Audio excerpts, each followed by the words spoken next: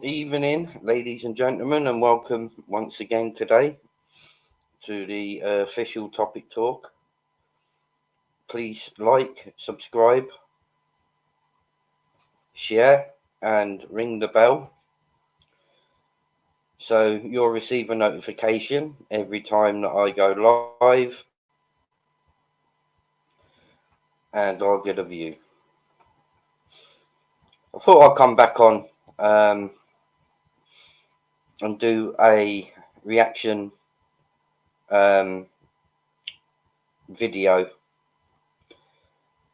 about the interview that AC coming back to life Alex done with Dot, who is a survivor full of evidence of abuse at the hands of HEGGIE. So I'd just like to take the opportunity to thank Alex, for doing this interview with Dot and helping Dot get her voice heard and out there for everybody to hear what she had to endure at the hands of HEGGIE.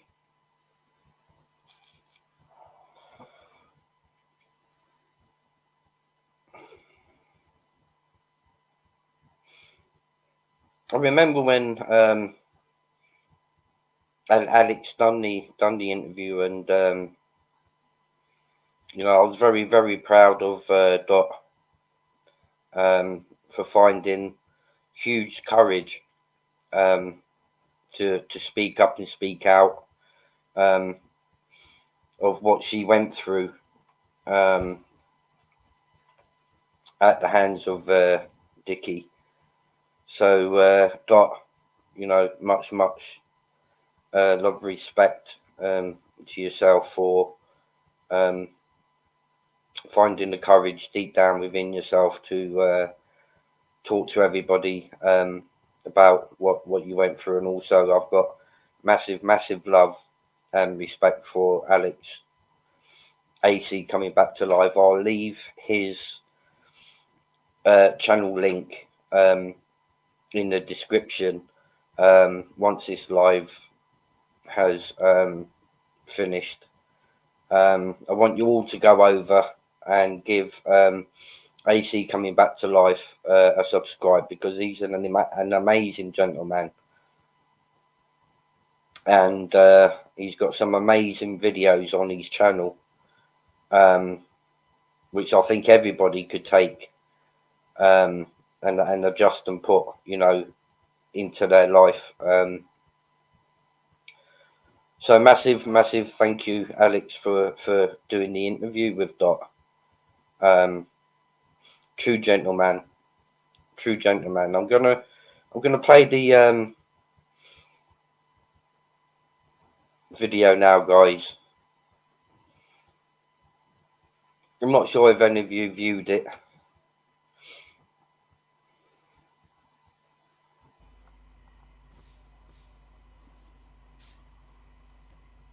What are you saying, Donna? I just wondered if you wanted me to sit backstage whilst you do that, and then just as long as Dot knows that I'm here, we had a brief chat. No, so, yeah. Sit in. You sure? Yep. Are you happy with that, Dot? Yeah, that's fine. Okay, lovely. You good to go, Dot? Yeah, you're alive when you go, guys. Thanks, John. Okay, guys, I believe we're live. So tonight we have Dot on the chat, who is here to tell her story in regards to her relationship with Derek Gordon HEGGIE. Now, before we go into that, I'll just give you a quick insight into why I'm here and what it means to me personally. So, in my own life, HEGGIE contacted me in order to go on his podcast. And I was pretty clear from the off that I was aware of some trolling stuff online, of which I was absolutely assured was all fraudulent and stuff. Hindsight's a great thing. We're not all blessed with it. And in retrospect, having done my homework on him and had the podcast removed, I am here because he lied to my face and had the most disgusting, devious behaviours, and thought that he could continue to dupe guys like myself and build a podcast and try and compete with other podcasters and build a legitimate reputation and a name for himself as a decent guy. But he's not a decent guy, he's an absolute scumbag. And everything that you're going to hear tonight is 100% verified. It's backed up with numerous police reports. All the dates have been checked out. Everything I say is the truth. Everything you're going to hear is the truth. And I will stake everything I have. If anybody fancies jumping on, the links in the what chat you hear is description. 100% accurate information directly from a survivor of this guy. So I'm going to bring Dot into the chat. I'm going to introduce Dot to you. Hope everyone is in support. And we're going to get right into it. And it's not going to be easy for her. And what she's doing here is a massively brave thing. And John and Donna are hosting it because they've been in this from the beginning and they will be here till the end. So, Dot, I want to talk to you now, and I just want to start by saying thank you for doing this. This will... Yes, also I want to thank Dot, such a brave survivor, and I'm glad that she's found the courage, you know, to speak up and to speak out, and you know, let everybody know exactly what, you know, she endured at the hands of Dickie Hickey. But I think this is maybe only 10% what you're about to hear from Dot. You know, I think there's plenty more that she's gone through and she's endured, and you know, massive respect and love to Alex. You know, I can't say if I could be able to sit in the chair he sat in to hold the interview, and I think he done brilliantly to helping Dot get her message out there. So will be a massive strength to other women out there who have unfortunately became entangled with this guy.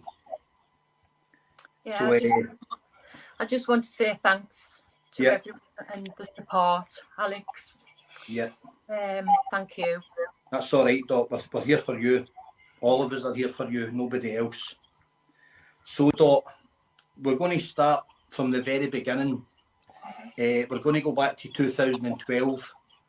And I just want you to tell us just a little bit about your life at that point and the initial meeting with this guy. You've told me before, I know the story, but just let's hear it from you, Dot, how you came across him. Yeah, I was an outgoing girl, loved my horse riding, confident in every way, held a brilliant job, never been unemployed, apart from at this time in 2012 where I was made redundant after 11 years. So I had a friend, a very close friend, and we went out into town in Carlisle, had a drink. One drink, we'd been to the pictures and I was driving back home. Bumped into this person numbers was exchanged. As I headed off, he went the opposite direction. Later on into that night, I got halfway home with my friend in the car. My phone had rang. My friend answered it, and it was him. Wanted to know if I would turn back and take him back home. Missed the taxi, couldn't get a taxi. I'm very reluctant. Friend reassured us.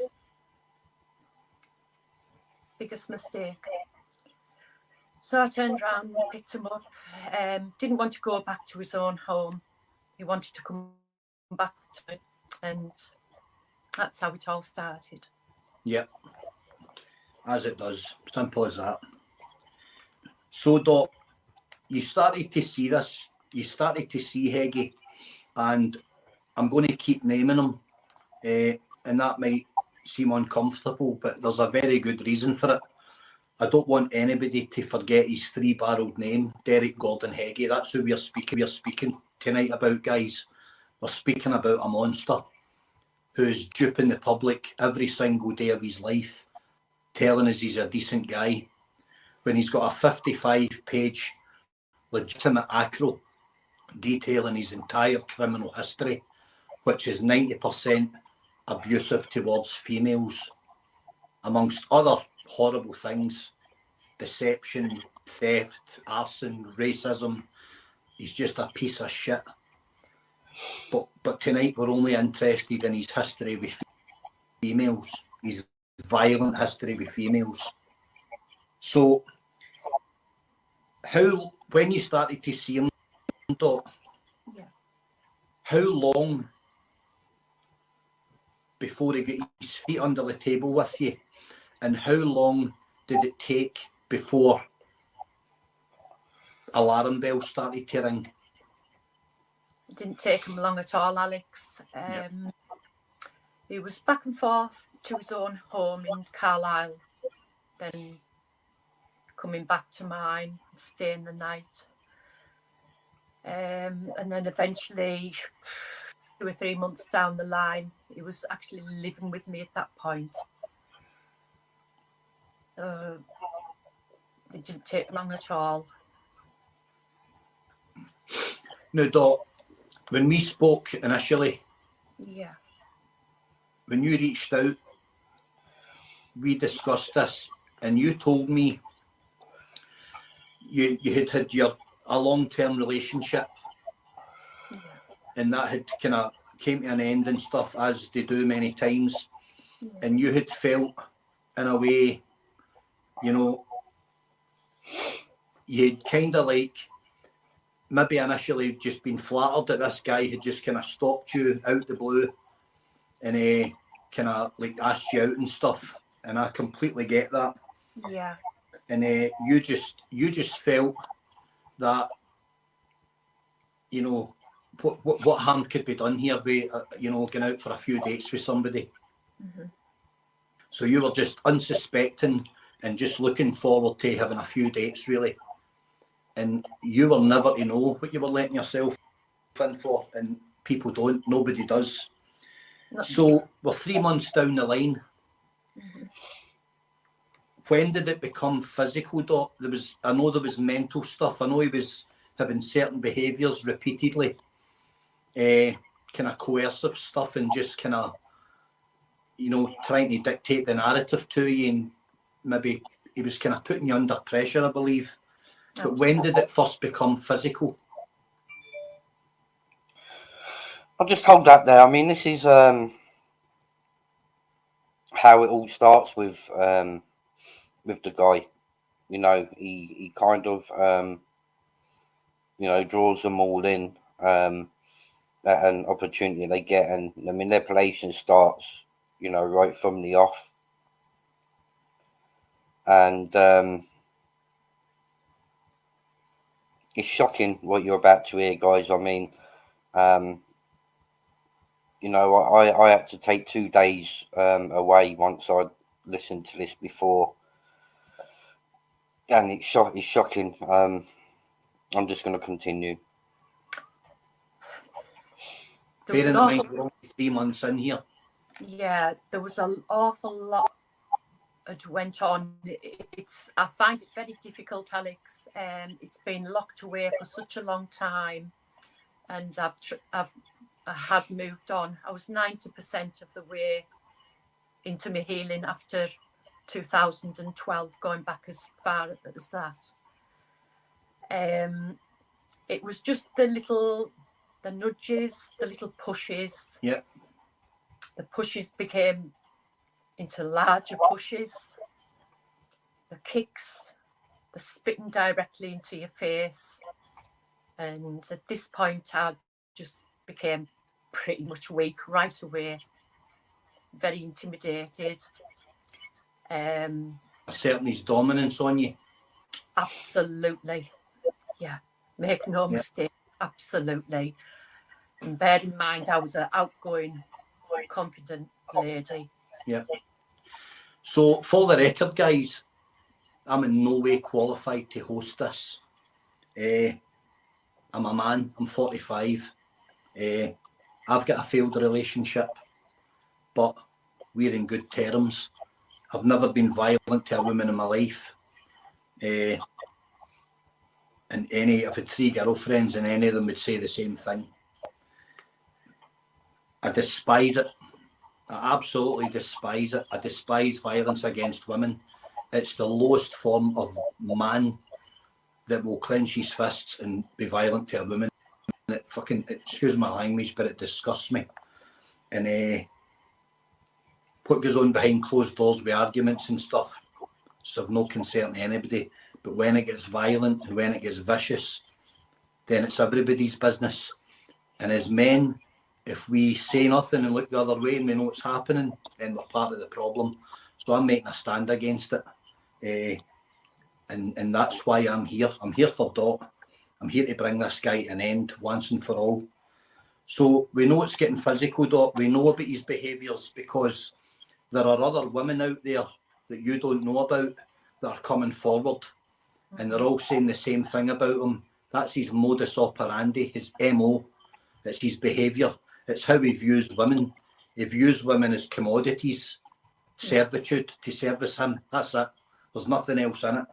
I'm learning all the time, guys. I'm reading about this and I'm educating myself on who and what he is.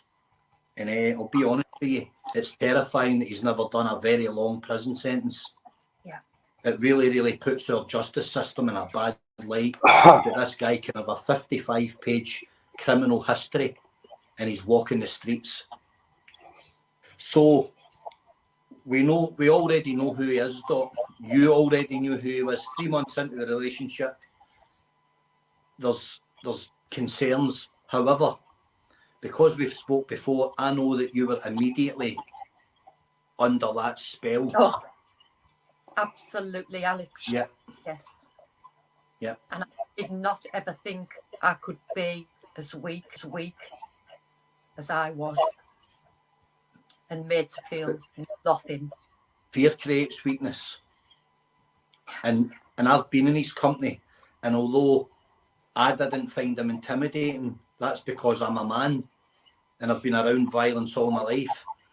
But for any woman looking at that guy, the size of him, the build of him, he is a very intimidating prospect for any woman.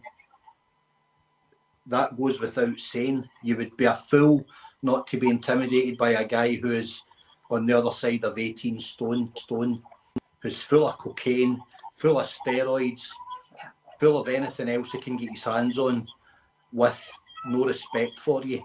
That's a scary proposition. So he's becoming everything that you thought he was not. Yeah. Very fast too. It happened really quick. You've told me this. There was an incident, Doc, involving a witness, his brother. Yeah. Talk to me about the incident. Yeah, that person decided to meet up with a few of his friends in Carlisle. He asked me if I could pick him up at midnight. It was like, damned if I do, damned if I don't. What do I do? He's not rang me. Should I just stay at home? If I stay at home, will he be annoyed? Will I cop it? So midnight came, still no reply, no answer to his phone. And all I could think of, if I don't turn up, what will happen? So I got myself in the car and I drove, and I just guessed the place. And yeah, he was walking up the road, got in the car, and he asked me if I wanted to stay at his for the night. And bear in mind, I'd never met his parents by then. It spoke to them about me. So I stayed over the night, felt very uncomfortable, didn't sleep. He was part drunk, part whatever else. So I stayed awake most of the night.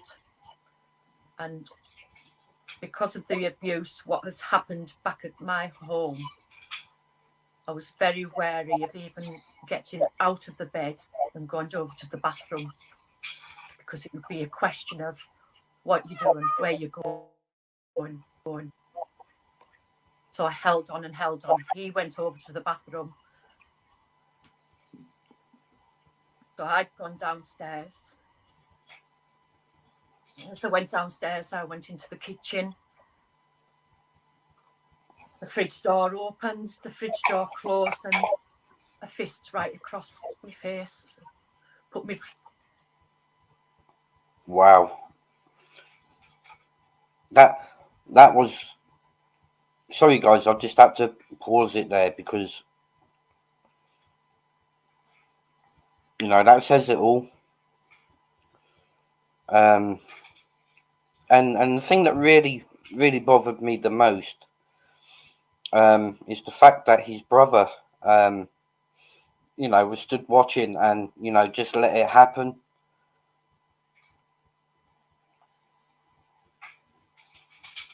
Through to the other side of the kitchen. Sorry. All right, take your time. And I thought, wow, his face was just completely blank. Just out of the blue. Out of the blue, and within 2 or 3 seconds, his brother stood there, and I said, he's just hit me. His brother seen the blood coming from my mouth. I couldn't move my jaw, couldn't open my jaw. Now I know that to this day, Dot, you've got problems with your jaw. Big problems, yes. And I know that you're wearing an alignment gum shield, and I know that your dentist knows that it was caused by a blunt trauma to your face. Yeah, that's right, Alex. I didn't see anybody too frightened to go to the GPs or anything. The repercussions of where have you been, all that starts over again. Yes, I eventually went to my dentist, had both bottom teeth removed.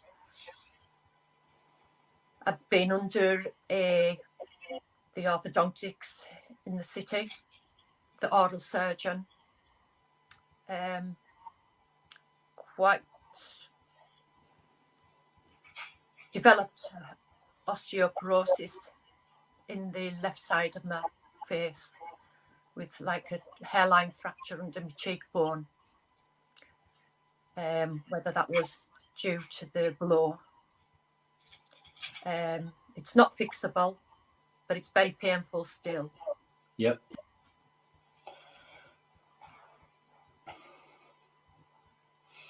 I don't know what to say, people, but this is only 10% of what Dot has had to endure.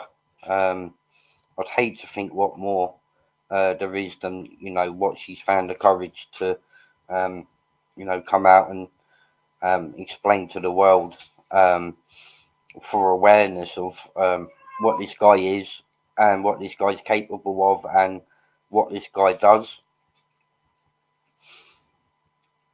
All I can say is all you people that still sub to this guy ought to be ashamed of yourselves, because this is what you're supporting.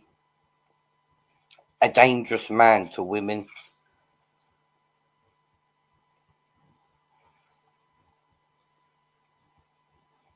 I've been under the orthodontics in the city, the oral surgeon. Quite developed osteoporosis in the left side of my face, with like a hairline fracture under my cheekbone. Whether that was due to the blow. It's not fixable, but it's very painful still. Yep. Very painful. Still have a lot of problems. Yep. Yeah, I've got a plate fitted in the bottom, and I wear a gum shield through the night because of me grinding in my teeth because of the pain. Yep. Yeah. Yeah, I've seen it. And Dot, Mm-hmm. what was his brother's reaction to that? Because I know his brother's fearful of him. Quite shocking. Yeah. Yes. What did you do that for? That was it. Yeah. That was it. So these types of things were commonplace. Yeah. I know about his behaviours, Dot, and I know that if I get too deep, I know that you'll stop me. Yeah. Because the last thing I want to do is open old wounds. However, we get one opportunity to let the public know who this guy is. And every single thing you've told me, I've done my damnedest to have it verified and checked out and all the rest of it. And the incidents that you told me about, those dates, were on the ACRO before the ACRO was released. So I know you're the very person that's on that paperwork. So, you know, guys, this is what I best like about Alex. He takes the time to check facts, and then bring it to the table. You know, this is what I like about this guy. Everything he says is true. You know, he's fact checked it from head to toe. You know,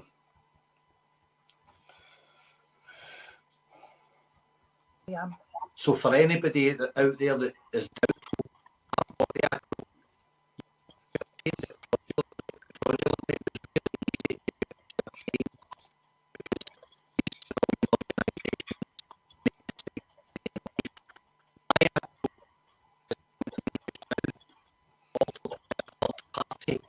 I think that's the video recording.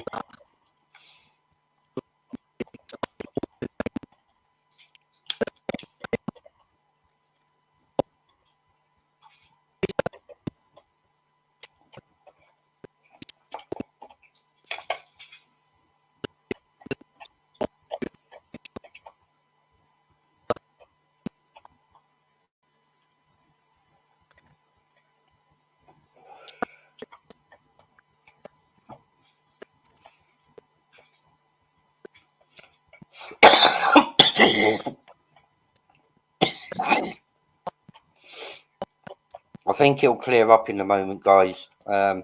this to be true. And out of all the calls I get,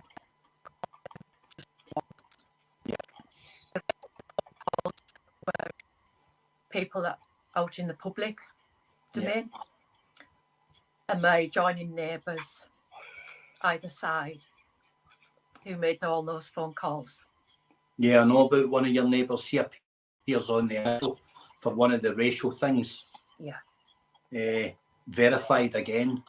And I also have some friends in the communities down around where you live, Dot. Yeah. Some guys I've known for many years. And you're very well liked in your community, Dot, and you're very well respected in your community. Yeah. And Derek Gordon Heggie's despised. He's despised from the East Coast to the West Coast, along that whole line of communities and towns, and right into the border city, Carlisle. he's despised across the board. I wonder why that is. I wonder how we can all be wrong about this guy and he's the only person that's right about him. That's a great conundrum. How every single person can be wrong about him. And I'm talking about men that own gyms in their mid-60s that have known him for over 20 years when he was a young steroid using doorman and he was useless at that.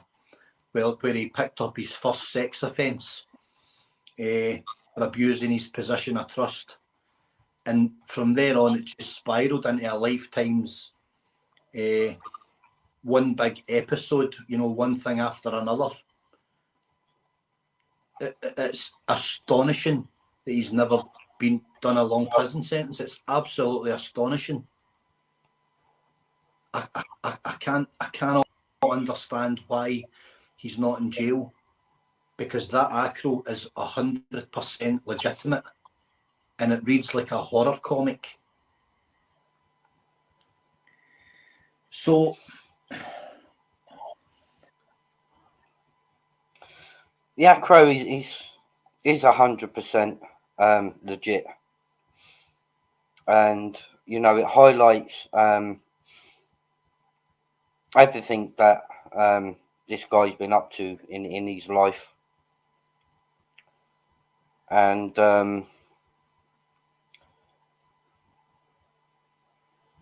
you know, I hope have a word with Alex. I'm sure he won't mind. I'm sure the video's either on his channel or on Humble's channel. I'm not sure. But have a word with Alex, and I'm sure he won't mind. The acro is 100% legit, you know, and it highlights a pattern of behaviour, and along with Dot's story, you know, you can only imagine what else Dot's had to suffer at the hands of this animal. You know, it needs to be said that you know, I'm glad that Dot's brave enough and courageous enough, you know, to let us know exactly what she had to endure. And massive respect. I know Alex holds this sort of stuff close to his heart, and he done a terrific job. Dot, you had a year-long relationship with Derek Gordon Heggie. Yeah. And we've spoke at length, you and me, about a lot of the real sinister behaviours that he had. Now, I know them all. Yeah. But it's up to you what you tell us about, Dot. Yeah. Because this is your chance. This is your chance, Dot, to tell your story. So, at best tonight, it will be a massive warning to any woman thinking of getting into a relationship with this guy. And at worst, we might achieve nothing, but you'll have had your pound of flesh. Yeah, I'll just take a drink, Alex. You take a drink, you take a minute, Dot, no problem.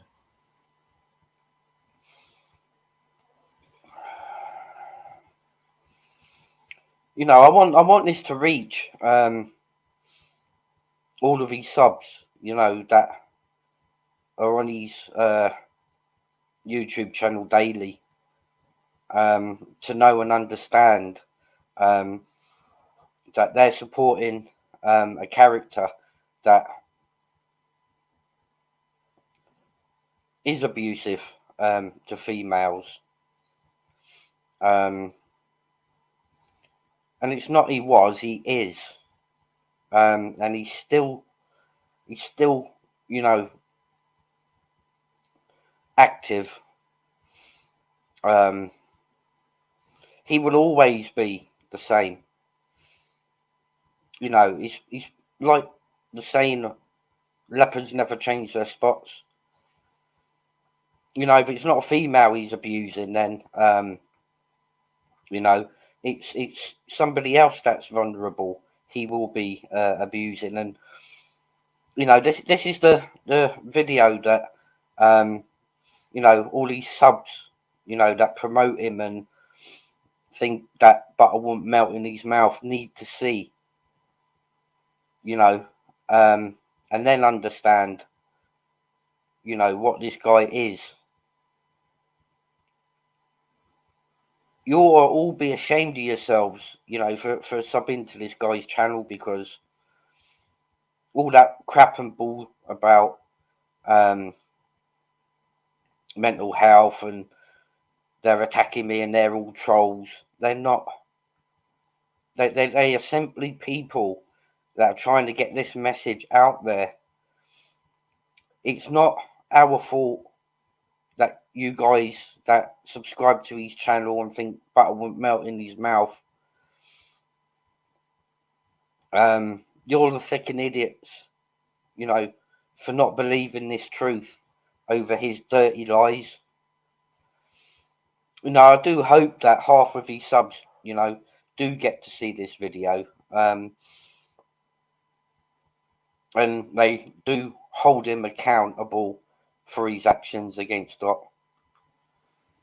You take your time. So, guys, as you can see, this is a very, very, very brave thing Dot's doing tonight, and we've been talking about it for months, and we've been trying to find a way to do it.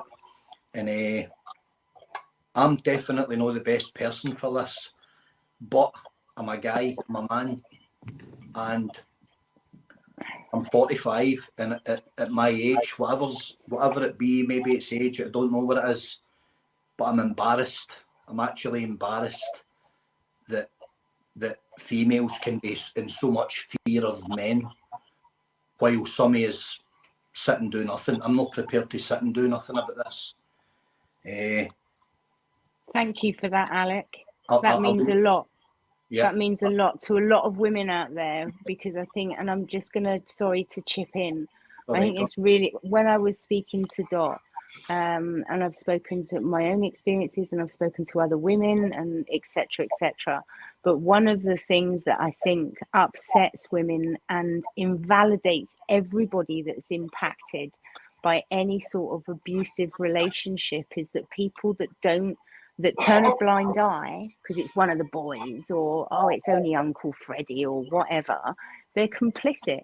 And so by you owning how you feel about that, I just wanted to say thank you. Yeah. Thank you, Alec. A long time ago, when I was maybe around about my early to mid 20s, I was aware of a guy in my community who I didn't like. We always kind of rubbed each other up the wrong way because we were both quite physically imposing and we could both handle ourselves, so we always had a thing. And although that thing never came to anything really, I knew that at one point he was beating a girl up, a girl I knew well, and she was covering for him, but I knew it was happening.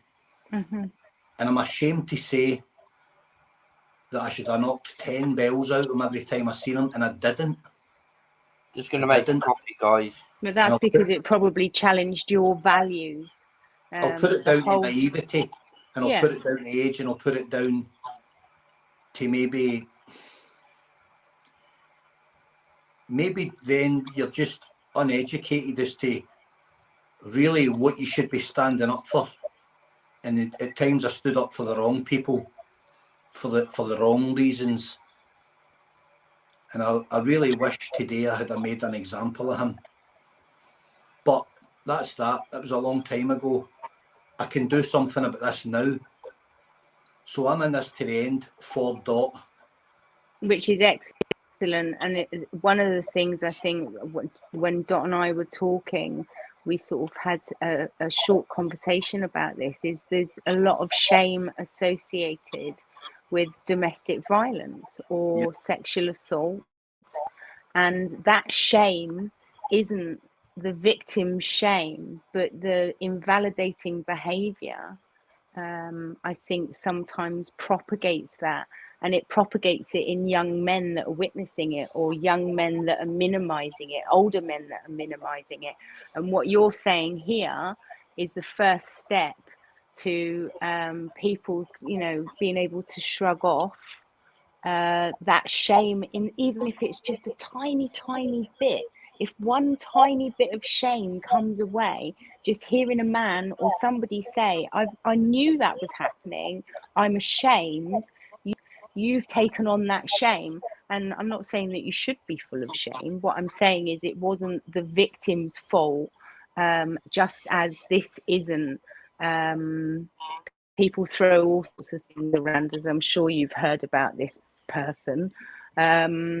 And it isn't, you know, why isn't he in jail? That isn't the victim's shame. That is the constabulary's shame, and everybody that's been complicit by minimizing his behavior. Yeah, and you're 100%, Donna. And it's a difficult thing for me to speak about, because I'm asking the viewers to take me at my word, and they don't know me from Adam. It's easy enough to see me in my YouTube channel, living my life and talking about my kids and doing this and doing that, right? But see, at the end of the day, they don't know me.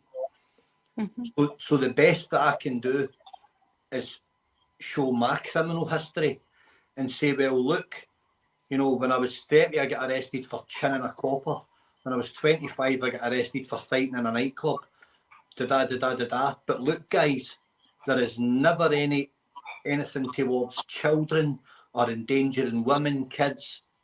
There's no violence to any lesser members of society, mindless violence on unsuspecting people, breaking taxi drivers' jaws for no reason, right? Just low-life, despicable crimes. He's got 55 pages of this. Please believe me, guys. Please believe me. I stand on every word I say.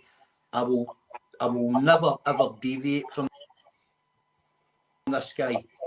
And he is everything that we've said he is, and more. We are only scratching the surface right now. John and Donna have put 3 years in this guy. And I have my ups and downs with John, with Humble Dryer, because I think he's wasting his time having beef with other people. When he concentrates on this one guy, he absolutely nails it every time. But then he gets caught up in the YouTube traffic. And I keep giving him a hard time, saying, you're wasting your time, don't do this, don't do that, let's go after one guy. And I think I just wear my heart on my sleeve. And if I've got something to say, I need to say it. But what I think also, to a certain extent, you're simplifying it, because where this has created traction, other people have come to us and spoken to us about other things. And whatever John does, John will be criticised for. It's a very precarious environment. But right now, this is about Dot. And this is about ensuring that Dot is validated by the people around her, saying, you're right to have felt afraid.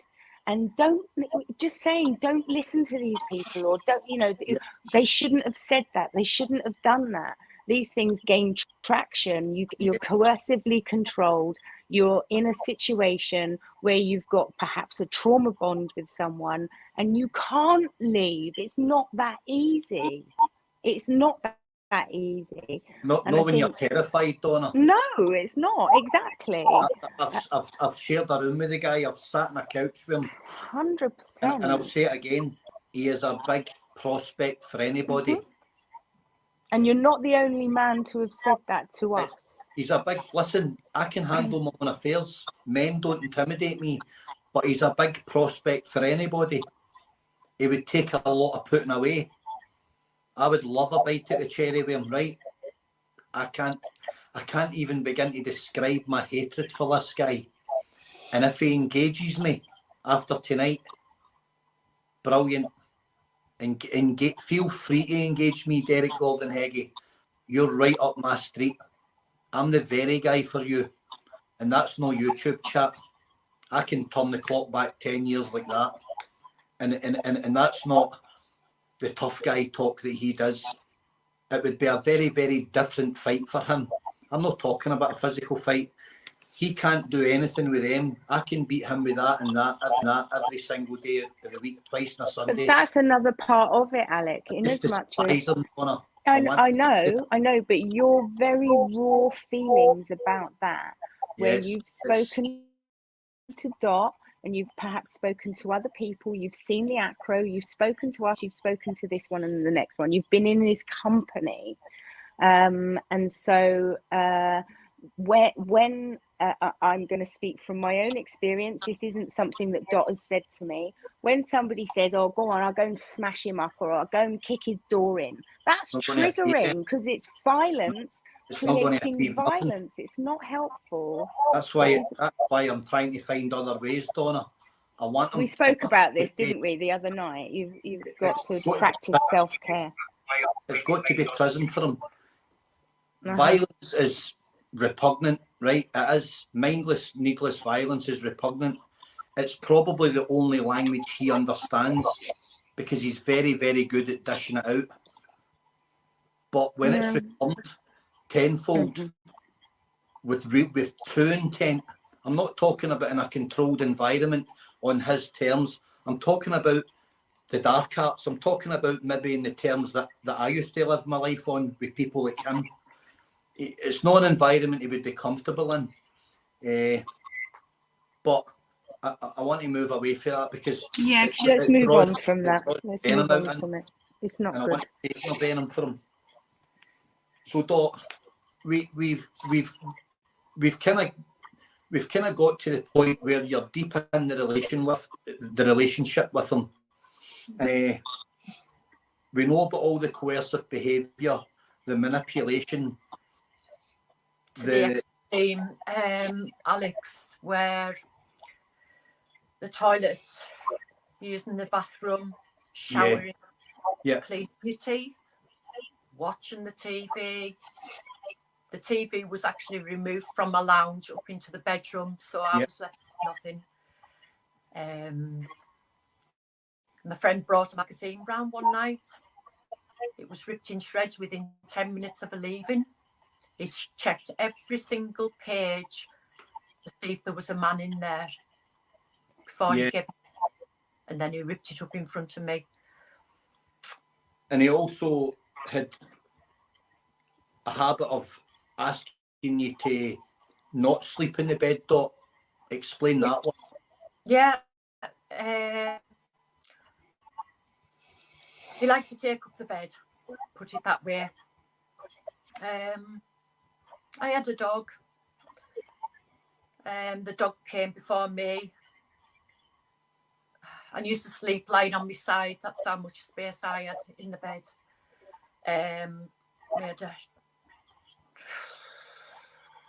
It still affects me now. Yeah. He put a comb in my hand and combed every single part of his hair, and it could last for hours until he fell asleep. And this was every night. The fuck, man. Fuck.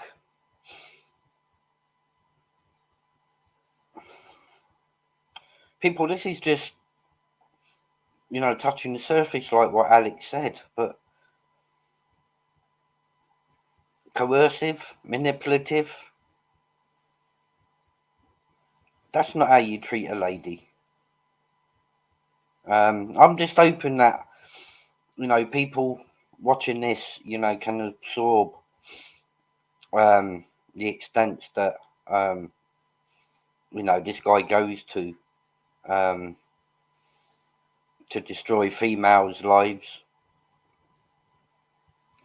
And all I can say is I pity anybody, that supports him.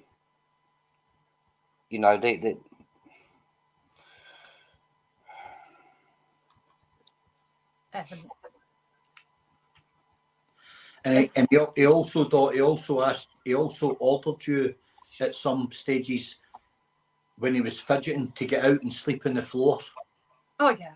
Yeah. which is Yeah. just disgusting in your home. Yeah. Just took over. He took your television from the living room up into the bedroom, because we know, his followers know that he loves lying in his bed, because before he's anything, he's a dosser. He's never out his bed, and he likes his comfortable life because he's got this, this self kind of gratification where he's full of self-entitlement. He believes he's entitled to the best of everything in life. I believe I've got to get up in the morning and go and earn a living, or I don't eat on a Friday. Yeah. He doesn't live in that world. So he took your television from your living room in your home, made the bedroom comfortable to suit him, and then would let you sit downstairs in the dark and shout you to come up at the end of the night. Or ring my mobile phone to say. When he was ready to go to sleep, when he'd had his fill of television. Yeah, and... He told me, and I've never forgot it. I can't forget it. It's when I reached the top of the stairs, Alex, and the door opened and the TV was on. Dare I look at that TV? Dare I look at that TV? I'm sorry. I don't have a TV license now. I don't watch the TV. I noticed that about you. You never, ever talk about television. No, or never. Programs or nothing. You don't. You just sit and you do your thing. Yeah. I noticed that. I picked up on that. Yeah. Dot. Yeah. I'm just going to quickly say something. For any men that's on this live just now. Yeah. Right. Me and John are pursuing this guy. I know John's heart's in this for the right reason. I know that much about him. Say what you want about him. I know he's in this for the right reason, right? He is in this for the right reason. If there's any men in this live just now, guys, if you are not currently disgusted with what you're hearing about what a man is doing to women in our name, then, you need to give your heads a shake. It was... we need to get on this guy. Everybody, share this far and wide, please, everybody. And let's get Derek Gordon Heggie's name up in lights where it belongs. When you go, Dot. Yeah, it was bad. Behind closed doors, you will never know what went on in there. The curtains never opened. I couldn't go out and peg washing out unless there'd be really been on the back of me. Who am I meeting out there? The shower was available at work for me to take a shower because I could see clearly. Dot, he was phoning you from a clinic, wasn't he? And ordering you to make payments for treatments he was receiving. Yeah, that was for Botox. Yeah, Botox that he claims he's never had until last month. We're going back to 2012, 10 years ago. That clinic existed. I checked it all out. Remember I told you everything you tell me, I'll have to check it out. Not because I disbelieve you, but I have to know that what I'm saying is factual, because somebody somewhere is going to critique me and scrutinise every word out of my mouth. Myself, Alex, I've seen as much evidence as I could possibly show you. There's no doubt in my mind, Doc. There's no. You've left no doubt. I know what he is. It was bad behind closed doors. It was bad in the doctor's surgery in his own town, in his own city. I was escorted out by the members of staff. He was not at all happy with himself. So the members of staff had escorted me back safely to my car. Lots of instances. The driving of my car. When he's saying he can't drive, he bloody well can drive, I'm sorry. Oh, I know he can drive. I've seen. We were surrounded by police cars in Carlisle. He kept dragging the steering wheel from my hand until I damaged my thumb. Yep. Up until the police stopped us. They'd taken him from the car, and his words was to me, well, don't say anything. And I made an excuse that I had been shopping and the shopping trolley had banged into my thumb and was damaged. Yep. I've been sitting in my car, driving, while his mum was on the phone, while he'd blackened my eye. And he made out to his mum that he was reaching to open the car window. Fucking cow. Mel.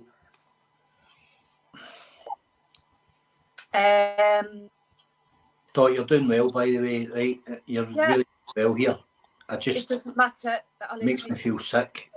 It didn't matter what I wore. I came downstairs with a pair of leggings on. I got the biggest, and I'm making the biggest kick up my backside. And I thought I'd broke my back. That's how bad it was. All because I wore a pair of leggings. I never went anywhere. I never went anywhere. And if I did, I was blind. And I mean by that, I was not allowed to look either side of that road. I was never allowed to look or speak to anyone. Daughter, remember that you said to me when you approached a junction in your car? It was my eyes. He would be your eyes. I remember you exactly the way you said it to me. And when you said it to me, I looked at you and I was like, did I just hear you right? Yeah, you did. Because it's so alien to my mindset. I had to start. You had to sit and stare directly ahead, and he would look left and right in case there was some young guy or something stood at a Pelican crossing, because that would immediately enrage him that you might have made eye contact with some young handsome guy. I'm afraid so. I remember you saying it to me, and it stopped me in my tracks, because I was like, I can actually picture him doing it.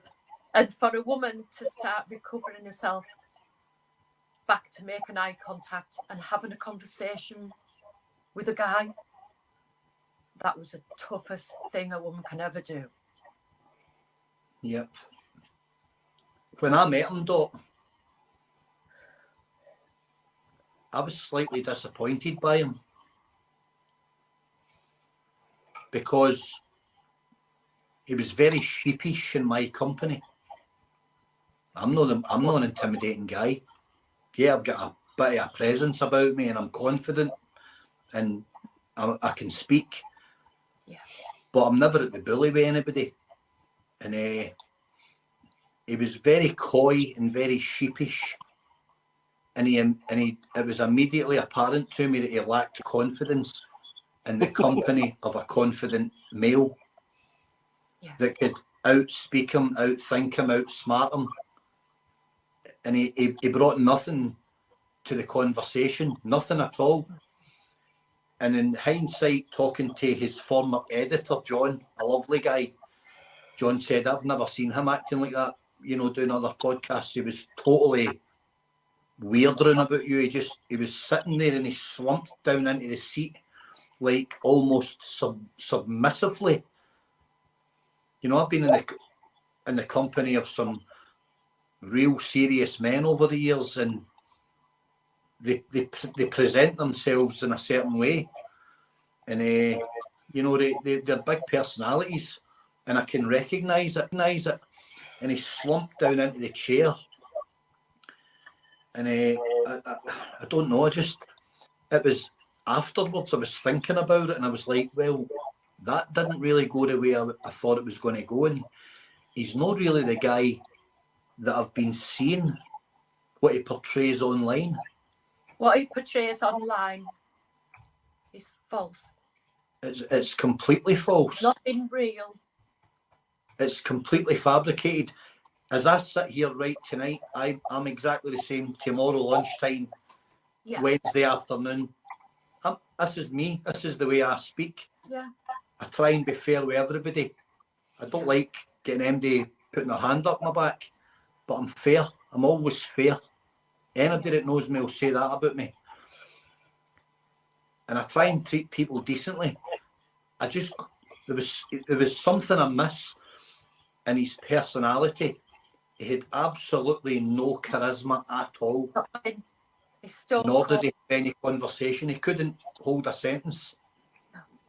Stone cold, I'm afraid to say. And as times I do, as strange as it may sound, Alex, as times I think, I feel sorry for this guy, but if I hadn't been with him, I can understand you, Dot. I would be drawn into that sympathy. There are times when I've looked online and I've questioned myself and I've said, Yeah. am I right about this guy? And I always go with my head and my heart. I play them off against each other and I try and find a kind of equilibrium. And it's never let me down in life. And I say to myself a few times, am I right about this guy? Am I going after this guy and I'm really going to get this right? Because if I run this guy off the end of the world and I'm wrong, then I publicly have to denounce myself that I'm wrong. But I'm not wrong. I know I'm right. Today, right now, I know I'm 100% right about this guy. I've read everything. I've pursued people that have wrote little subtle tales and comments and comment sections. I've contacted people. I've linked the bits of the jigsaw. And then when I add that to the work John and Donna's done and to the work that other people have done, and link all the pieces of the jigsaw together, it is an absolute horror show. There is He has plenty been conducting himself. Yeah, there's plenty of evidence there. It's about myself. Massive. And there is police footage on body camera. Yeah, there is. And I know that the police asked you to testify against them. That's right, yeah. And quickly tell us, I know the answer, but quickly tell the audience why you decided not to testify against HEGGIE. Yeah. I'd came home from work that evening. I can remember having my uniform on. I'd started a new job and I headed to the bathroom and it just all kicked off. Bear in mind, there was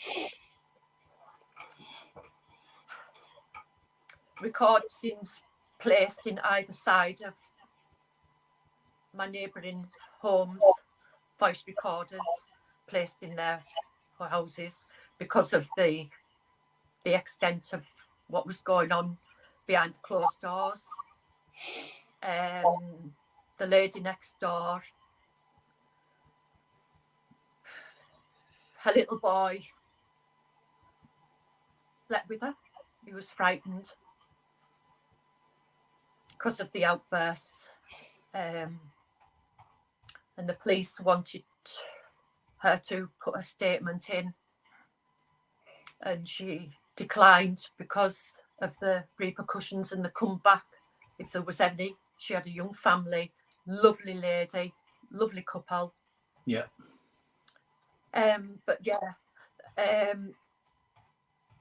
I didn't know anything that day apart from just going into the bathroom and the door just barged open with a number of police and my landlady, which I was renting the property at the time. And I was sitting on the bath edge just in bits. And bear in mind, I was healthy, fit and well. I was about 6 stone wet through at this point, weak as water. She asked me for permission if she could turn on a body cam, and I said yes. And we got into depth. The police were in the other room with him. It's no, sir, yes, sir. Yes, sir. No, sir. I thought, how dare you? How dare you? speak like that in there. So they videoed it all, videoed what I had to say, and they wanted to charge him, take him away from the house and charge him. And it's all on police video camera, and me refusing for him to be taken away to be charged with assault.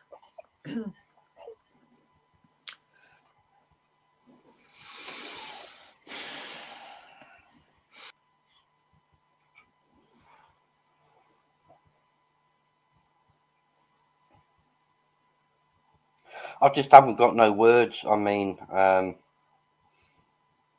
sure all of you that are watching this, who haven't seen this interview that Alex done with Dot, I hope you take in everything that Dot said. It's been fact checked. It's been checked over and over and over and over again by Alex, and this lady is absolutely telling the truth. What she's endured, and I can't believe the fact. I mean, you know, the manipulation that he holds over females through fear, making a young lady sacrifice her telly, you know, and take it upstairs because he couldn't be bothered getting his ass out of bed.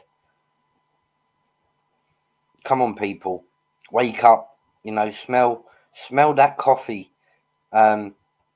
Exactly the same way that I smelt the coffee towards the back end of December last year. This guy needs jailing. You know, this guy needs locking under key and chucking that key away, so he can't put any more females through this abuse. Dot, I've spoke to you so many times, and when I come off the phone to you, I always feel like phoning you straight back again to ask you if you're all right. Yeah, I'm because, fine.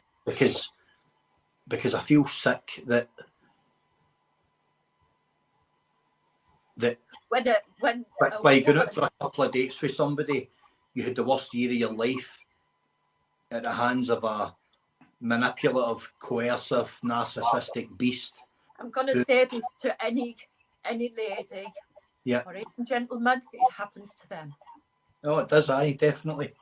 When someone is saying, just kill me to get out of this misery what I'm in, that is serious. That's deadly serious. It's serious. And when a police lady, an undercover police lady, that thing does not know about that, because he wouldn't allow the curtains to be open. I stepped outside my front door. Yes, my front door. 2 minutes. And there was a voice shouted, Dorothy.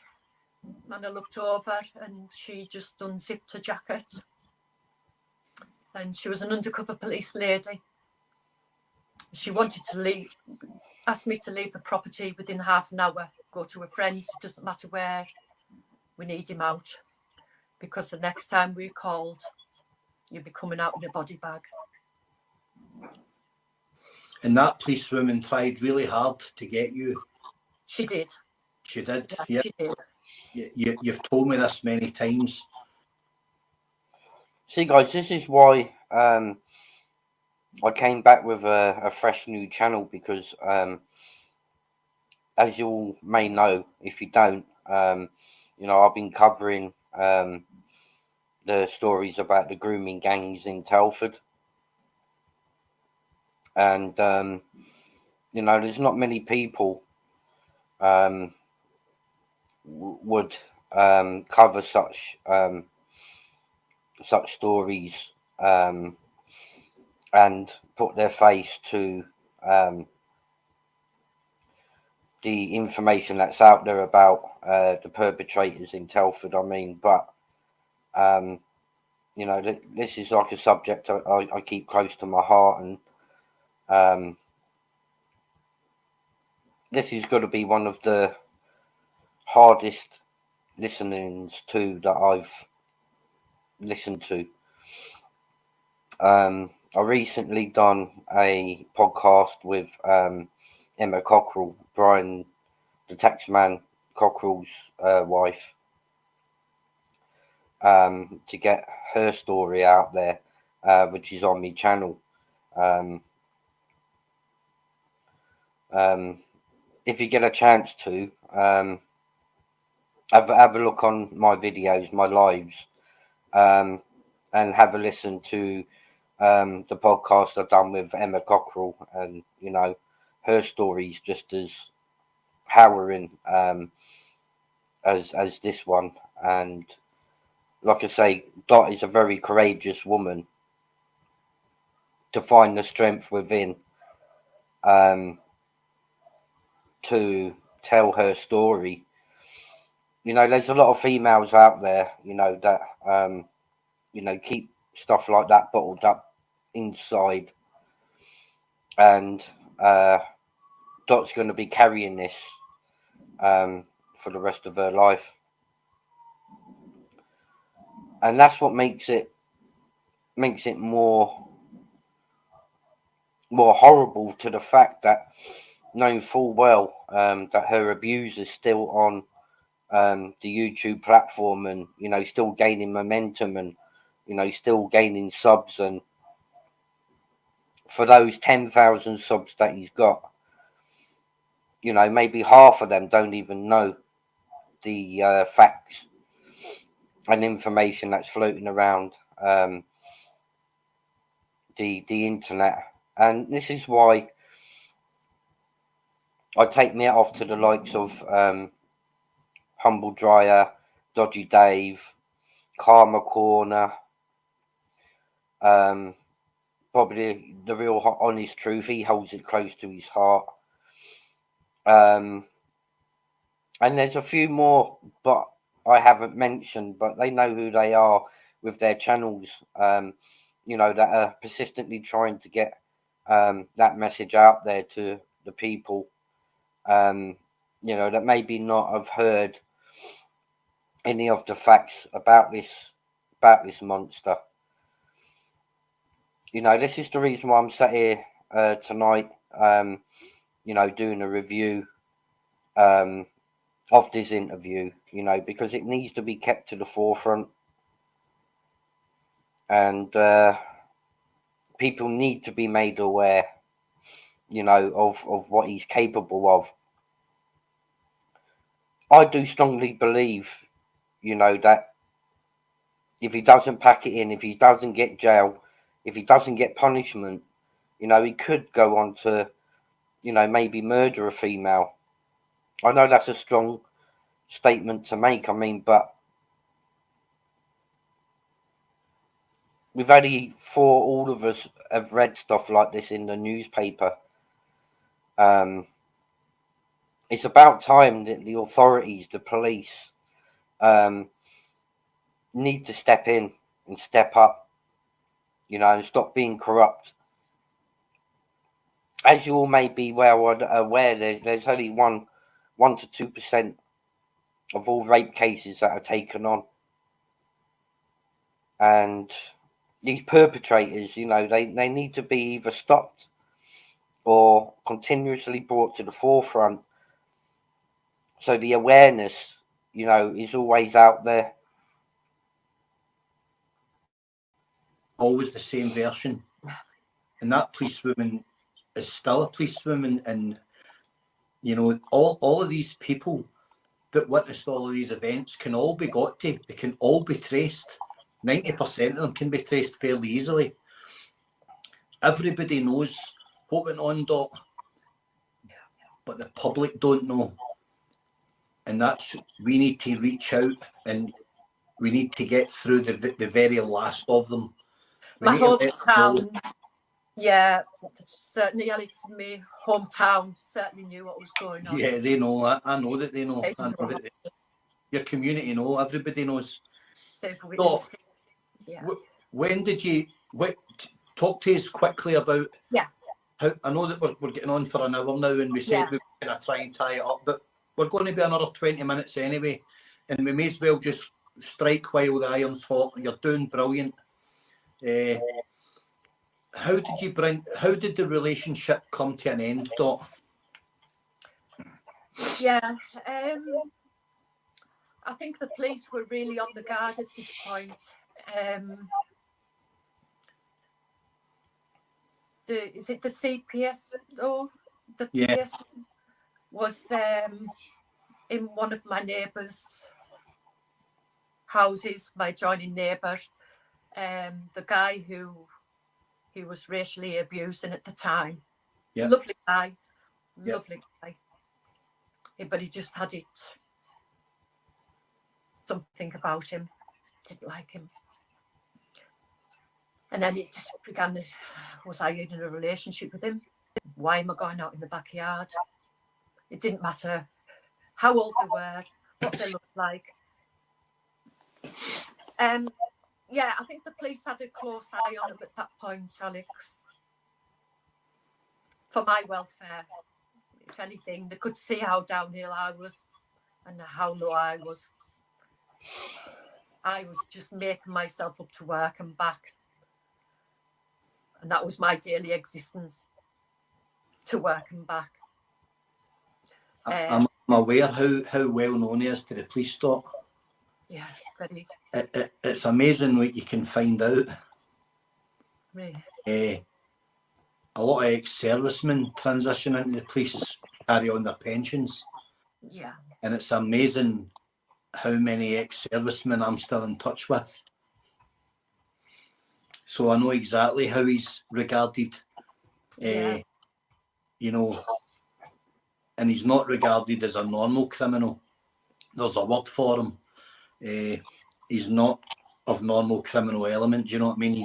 We know what he is, and he's not viewed like the guy that, you know, does this or that, or the tour I got the street that rings cars. Or he's viewed very, very differently.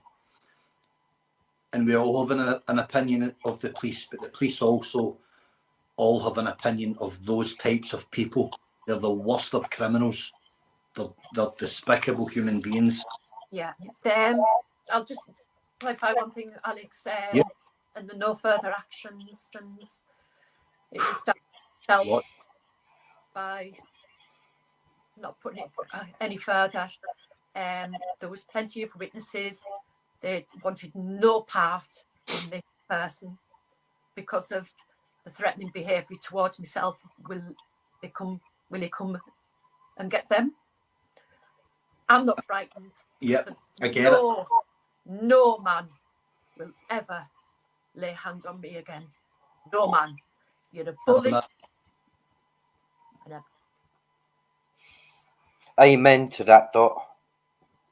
You know, there's a lot of people in support of you. You know, you're surrounded by good people now. And I amen to that one. You know, you're in the right place now. You know, but you're right. You know, no man's ever going to be able to do that to you again. So, for anyone that's listening, to clarify, an NFA, which Dot's talking about, is on his acro. It's a no further action. It's what the police do when they believe, when the CPS, the Crown Prosecution Services, believe that they can not get a 60 or 70% chance at success for a prosecution. It's 70%. It's a 70% chance of conviction, but the law isn't the same in Scotland. I know there's a difference, but I'm just trying to... Big difference. It's really unfortunate that Dot was over the border. It must have been a great shock to DECCA to find that it was very different up here. And by Jove, it is. So he would have just been removed from the property, and Dot wouldn't have even had us. We spoke about this, didn't we, Dot? It's really, she's been failed so badly by police procedure.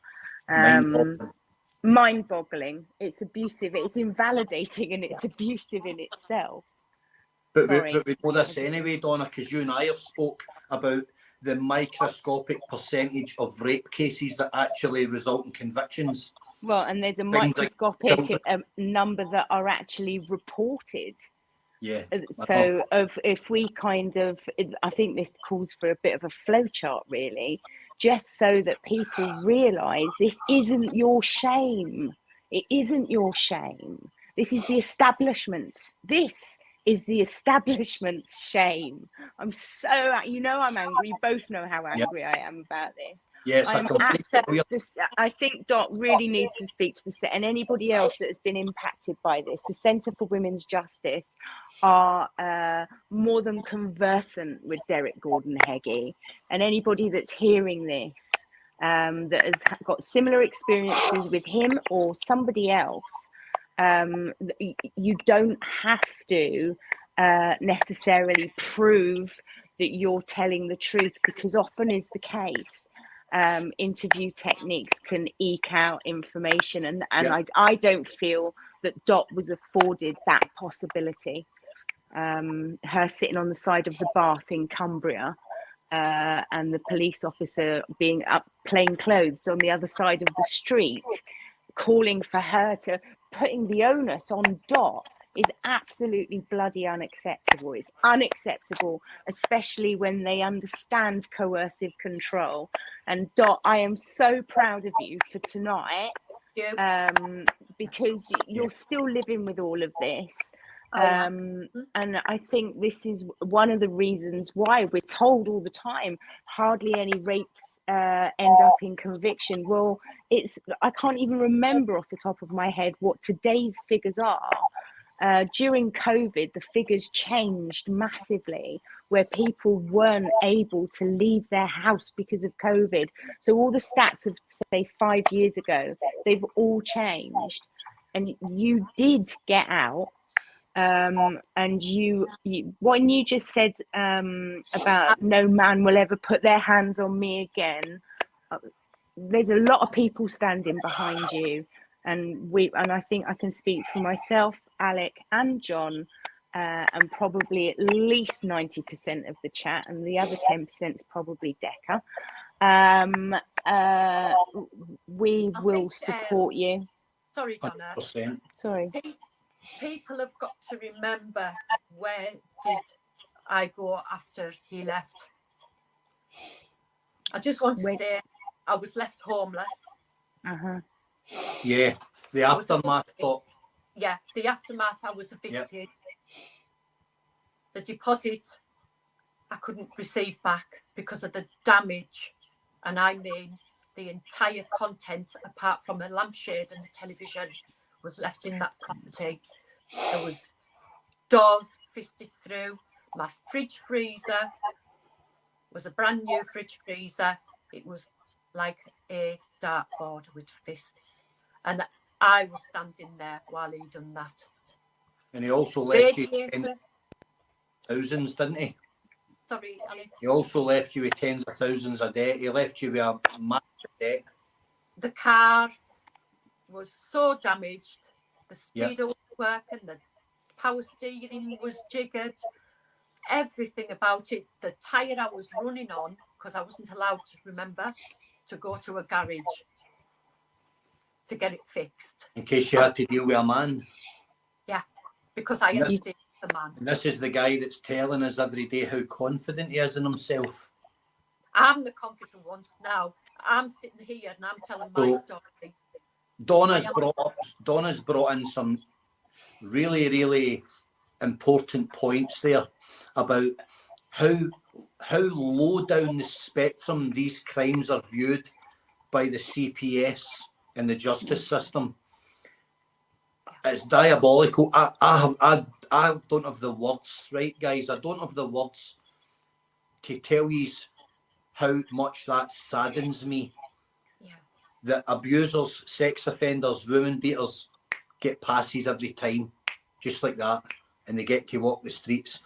and they get to come onto public platforms like YouTube and tell unsuspecting members of the public that they're good men. Get a job, Alex. That's what I say. I had a mini stroke due to this. I was off for 3 weeks. I got off for my ass and I went back into work, where I could have just gladly sat on my ass and done nothing about it. Dot. Yeah. That's not you, right? That's exactly what I was just about to say. That's not you, Dot. Absolutely. Right? You're never going to be beaten. And Dot, listen, you were never beat by this guy. He's a bully. Before he's anything, he's a bully. Yeah. He can't bully men, but he can bully females, right? So, as a collective, we will remove his opportunity to do that again. We will. I gave you my word. We will.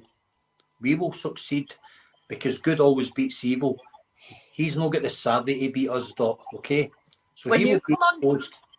Sorry, Alex. When you come onto a public platform, please make sure you tell the truth. Definitely. Don't be making money off the victims. You'll be scrutinised. You'll be scrutinised. Every word you say will be dissected. I've experienced that when I was exposing stuff in Glasgow. Every word scrutinised, dissected, analysed, rehashed and thrown back in my face.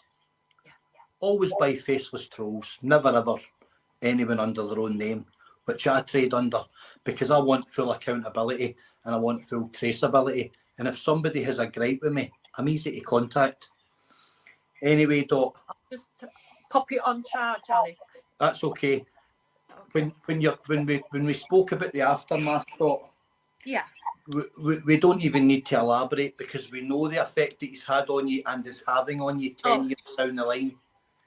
Dot, what would your message be to survivors of Derek Gordon HEGGIE and any woman that's out there just now in an abusive relationship with a horrible individual who could be treating them like he treated you, but particularly to people that have been at the hands of HEGGIE? What's your message to them, Dot? This is your chance. If you ever, please, mark my word, if you ever have a relationship with him, please do your checks. The checks are in the police station. It can be given to you. Do not, and I mean do not, go anywhere near. That's all I'll have to say. That's pretty black and white. That is black and white. If I could have showed you a photo of before and after, you'd be shocked to when I come out of that house. That undercover police lady, I was close to being in a body bag. And this is done behind closed doors. Well, of course it is. It always is with cowards. Yeah. It always is with cowards. Yeah. I think it's fair to say that we haven't even gone through this. This is a really triggering for you. It's going to be triggering for people listening to it. But this doesn't even represent a full 80% of what he's done to you, does it, Doc? Absolutely. No chance. No. We're only scratching the surface, Donna. Absolutely. Because Dot is a lovely woman who has her pride and everything else, and has her respect and her privacy. And like I said at the beginning, I wasn't questioning it. I was just saying, just so that if anybody's watching it going, right, well, there's this, and this. No. We've literally, you have eloquently scratched the surface to provide an illustration. Dot and I spoke about this earlier as well. I've tried not to go too deep, Donna, because I'm kind of embarrassed. And rightly so. I feel embarrassed, right? And if anybody knows me, look at my complexion, and I'm kind of blushing with embarrassment, right? Because I'm a man. And I'm actually cringing with anger, and I don't even know how to describe how he makes me feel that he's done these things. And if I meet a woman who might know me from social media, you say to yourself, I wonder what they actually think of me. Do these people trust me? Because there's people like him out there plying their trade. The simple answer is probably not on the first from the outset. Yeah. But that's, I think the hardest part through all of this was sitting back, just watching. And did anybody really think, was there any genuine victims? There was. I'm here. I think there's dozens. Yeah. Guys, I spoke the other day to somebody and I said, when you look in his acro, it goes back to the mid-90s, 95, 96 from memory, I'd need to check. And it starts to show you a picture of how he's developing his mindset and how his behaviour's developing. In 1996, 97, I was in the Royal Marines. I was 18 years old and I was getting by on my pride and my grit and my determination. I was trying to give a good account of myself. He was abusing females in Carlisle. So his behaviour's escalated over the years, where his second nature, whereas an argument's enough for me with a woman, right? That's where I draw the line. An argument, I don't want to argue, I'm out the door. His second nature is just to smash a woman. Doesn't even think about it. Yeah. I just want to say something, right? I've put a lot of time into this, and I've not put a patch of time into what John and Donna have done. And I've spoke to Donna a few times, and Donna has trusted me a tiny wee bit enough to enlighten me to some things. And hearing it time and time again from women coming forward who build up the strength to let us know what's been happening. This is his behaviour's off the charts. He's out of control because he's got people under his spell. So his confidence is up. He thinks he's winning the fight. He thinks we're all backwards and buttoned up the back. None of us are. I'm maybe tongue-tying myself a wee bit here. I'm trying to say to everybody that's listening tonight, I'm really grateful for you coming on and listening. I kind of strong-armed Donna and John tonight to let me lead this. Let me explain why. Donna would have led this in her own way, but I put myself up for this tonight because it's been gritting on me so much lately that I felt, just in the way I speak layman's terms all the time, that if it came from a man who's embarrassed by another man's behaviour, I just want you to know that my heart's true. Everything I say tonight, I've checked out and I've checked out again. Dot's story checks out, guys. Please be under no illusion about what Derek Gordon Heggie truly is in life. He's a vile, repugnant individual. And I believe he's absolutely capable of taking a woman's life. I believe that with my heart, and I don't say that lightly. I'm no scaremongering anybody. I don't set out to scaremonger and make statements that I can't back up. I truly believe he's got a point where he will break and he will seriously damage somebody permanently or kill somebody. That's where I'm sitting with this. And everybody that's listening tonight, make your own minds up. Check me out. Ask me anything. Check us all out. You'll have your opinions. Not everybody will like me. Not everybody will agree with me. It's not about me. Dot's come on tonight. Massive respect to you, Dot. Right? Your heart's that size. Yeah. Nobody Heart of a lion. Pure lion. Nobody will ever take that away from you, Dot. No. He's a blip in your radar. That's all he is. He's a blip in your radar. He's not even worthy. After tonight, he's not even worthy of being mentioned out of your mouth. Yeah. Because he's a piece of shit. There's nothing more to say about him. He's history. I really didn't think a human being could actually treat someone as bad as that. I've had some close calls. Unfortunately, they're out there. Very, very close calls. So for women listening, Yeah. you have options. If you meet a guy and you just want to know a bit about him, you have the option of the Clare's Law, the Sarah's Law, the enhanced DBS, and an ACRO. Any police station will give you them, and anybody, when you prove you're in a relationship or at the beginning of a relationship, you have the right to ask a man, if that man wants your company and you might have children in the house or something, if that man truly wants to be with you and he's a decent guy with no bad history, he'll have no problem showing you who he is. Alec, can I correct you a little bit? Ask. Alec, can I correct you a little bit with the most Could be wrong, respect? Actually, it's not just people in a relationship with somebody. So hypothetically, if my friend is dating a man and I'm concerned about that man, I can approach my local police station or call 101, and I can speak to 101 or the police station. And because the law is such that you have the right to be told and the right to ask. So if my friend Heather is dating a man, unless it's a vulnerable adult, the rules are very different. But the police, I can ask the police to provide, if there is a disclosure, to Heather, my hypothetical friend.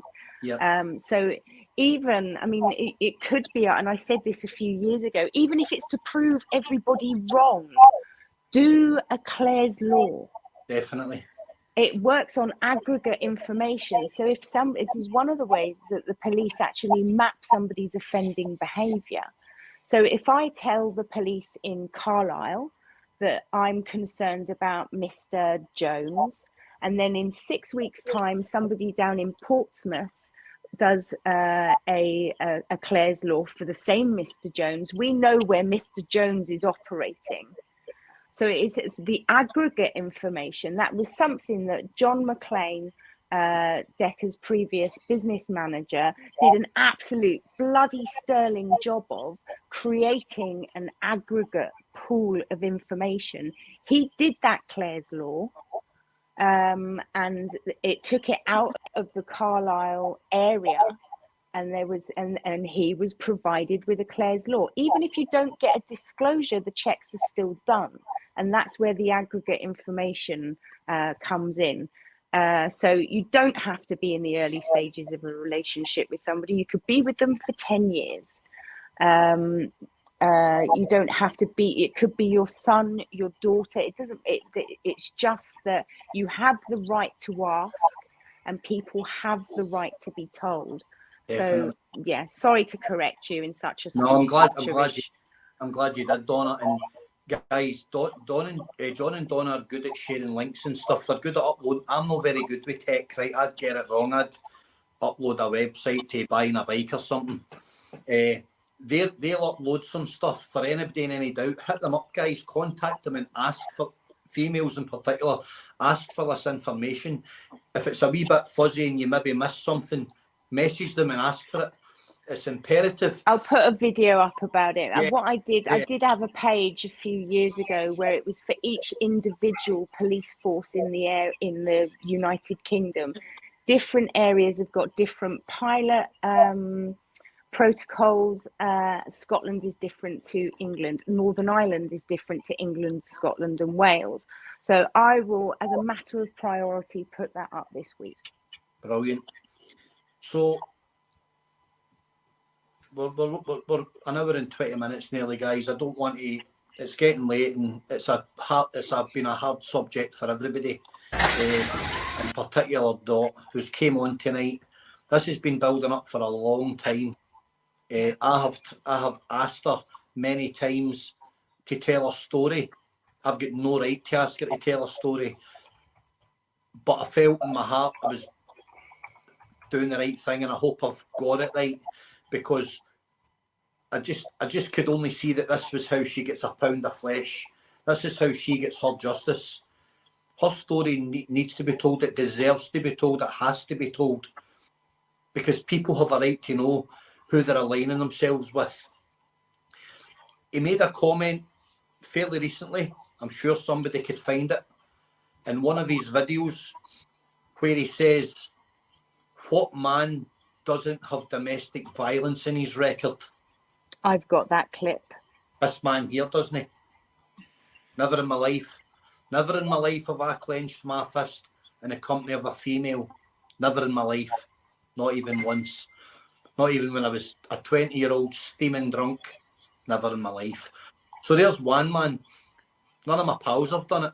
I know my pals. None of my pals have done it. They're no made that way. He made that statement, right? The most audacious statement. I can't believe he had balls big enough to label me and guys like me and lump me in with him.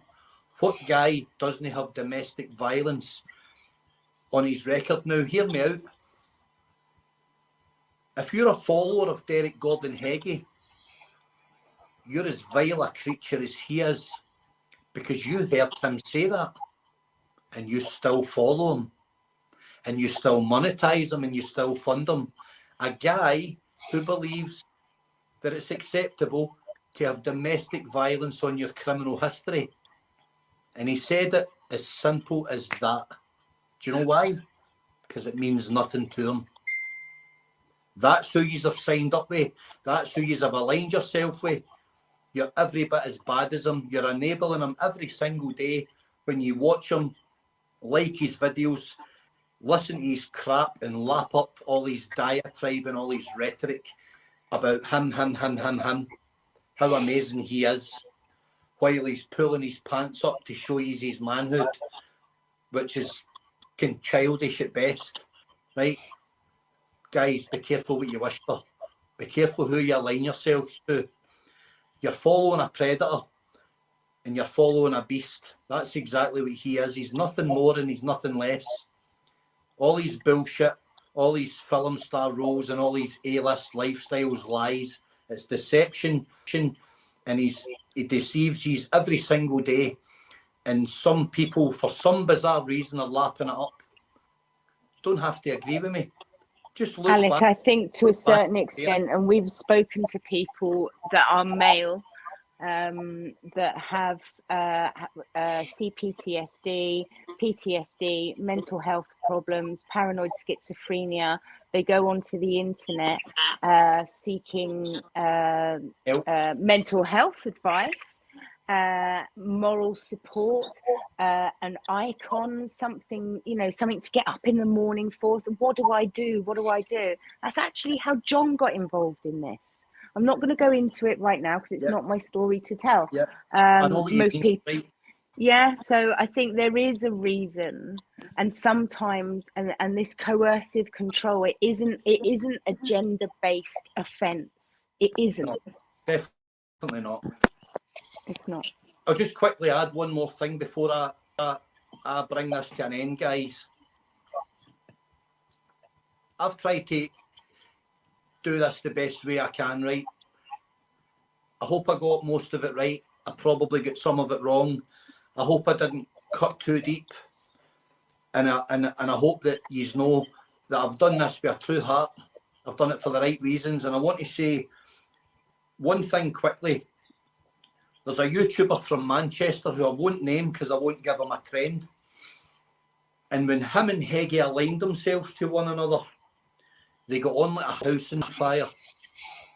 The old cliche, birds of a feather flock together. They got on like a house on fire. One of them's been duping the public in Manchester for 6 or 7 years, getting funds for his mental health help. He's one of the biggest scammers in the UK. And I hope he listens to this and I hope he hears me saying it. He knows me. He's a scumbag. But those two got on like a house on fire. That tells you a lot about them. They're cut for the same cloth. They're not cut for my cloth. The next thing I want to say is that should Derek Gordon Heggie feel the need to fire shots, fire them my way. Engage me publicly. And we'll see how that ends for you. I gave Dot my word I'll be here to the end and I'll see this through to the end. That stretches across the whole spectrum. I'm sure you can work out what I mean by that, Derek Gordon Heggie. Okay, so engage me if your balls are big enough, because you don't scare me. You're a scumbag and your time is coming very soon. And I hope it's a really long sentence you get, because it's all you deserve. So thanks everybody that listened to me tonight. I'm going to ask Donna to bring this to an end and just quickly sum things up. And just in the way she does it, she's better than me at that. I appreciate her and John allowing me to bring Dot to their platform, because we need the numbers, we need the shares, we need the message out there. Dot, thank you for telling your story tonight. You are an awesome. Thank you, Alex. Thank you very much, Dot. So proud of you. You are awesome, and I'm delighted that you done it. You deserve this, Dot, and I hope you get the support. Okay. You've done an amazing job, Dot. Thank you, Alec. Thank you, Alec. And John, Donna, I know I pressed you tonight to let me leave it. You sprung it on me. But it means a lot to me, guys, that he's trusted me to do it, because it's hurt my heart, right, that he's out there. And I mean that, it's hurt my heart, and I'm not going to rest until we bring it to an end. All right. So I'll be straight with you, Alec. Alec, I was really worried about how you would manage this. I'm going to speak as I find. I think you already know that about me, that's kind of where I come from. And I was worried about Dot being railroaded, or feeling, well, I spoke to Dot beforehand, so there was a couple of things that we spoke about, safeguarding things, and you've done a sterling job, and I'm actually glad that you did it, because I'm sorry. I don't want to be looking 2 seconds, guys. as nobody he's ever touched in his life, because there is. I know, and we knew about your story since you know how long we've known, and I'm not one to go on public platforms. No, 100%, and it just broke my heart. It broke my heart talking to you. Yeah. There were things that you said to me that we knew had happened when we heard the voice notes with him and his mum, and he actually mentioned your name. And then when I spoke to you, I told Alec, I said, I'm you know, this is huge. So everybody needs to look after themselves, look after one another, and just make sure that the police don't get away with their organised crime such as they do. And I will help you. I told you that I will help you. I think this needs a serious case review. There's things that haven't been discussed tonight. We've only told you 10%, guys. It's 10%. And that was intentional. Dot needs her. I didn't even want. I was absolutely mortified when I saw your name on the screen. You have astounded me with your prowess, Dot, your strength of character. I'm not going to call you a survivor. You're not a survivor. You've got the heart of a lion. You didn't survive him. Something that's surviving crawls along the floor and it's barely surviving. That is not where you are. You're bigger than him. You're a bigger person than he will ever be. And from my house to your house, we send you love. And a little bit of love your way as well, Alec, but I thought you were a bit of a prick earlier. We're back. Right, listen, thank you guys, I appreciate it. Thanks everybody that listened. Have a think about it, mull it over, come to your own conclusions. But that woman right there tells the truth, 100%. Good night, and this guys. was about her tonight. It wasn't about the chat. Good night, chat. Good night, Dot. I'm going to say good night. I'm up at 5:30. I'll speak to you tomorrow, Dot. Take care, darling. Take care. Thank you. Good night, Dot. No night, darling. Well done. Bye.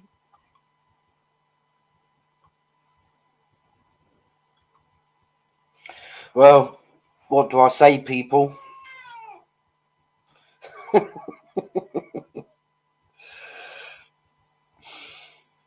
No, on a serious note, I mean, even in Expo, I might whack the football one, you know, but I just had to, you know, get this dot video out there, you know, to create some awareness. Alex, I take my hat off to you, sir. You know, respect you 100%, and the job that you done, you was the man for the job. And Dot is one of the most courageous, courageful females that I've ever come across. And you know, if you're listening, you know, I want to thank you for letting everybody know your story. And that was harrowing, people. I remember the watching it live, and you know, as a man, I thought, wow, you know, and Dot is such a strong lady. She didn't deserve none of anything of what DECCA put her through. I just don't understand how he's still got support. I still don't understand how he's got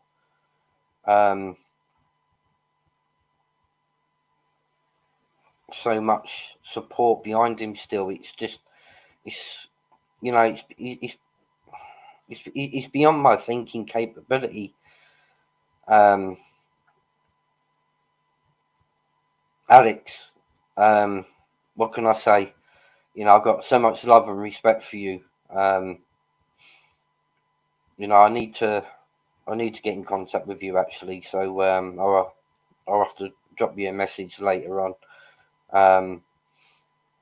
Alex is an amazing man. I mean, please go and subscribe to AC Coming Back to Life. His channel is full of knowledge. It's he's one in a million. You know, that's all I can say. Alex is totally one in a million.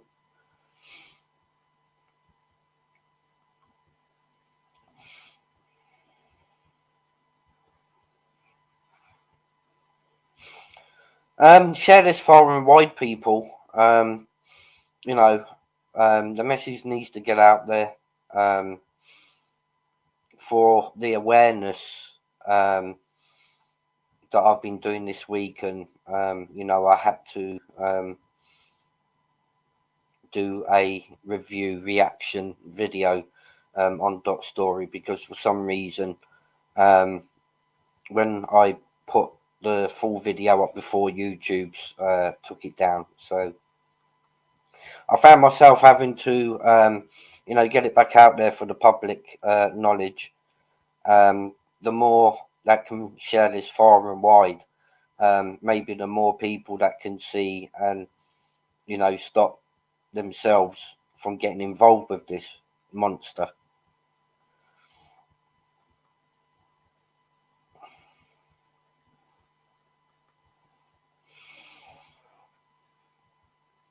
Everyone go, if you probably all are sub to Exposure, but Expo, you're welcome on any time. I'll put the link out there if anybody wants to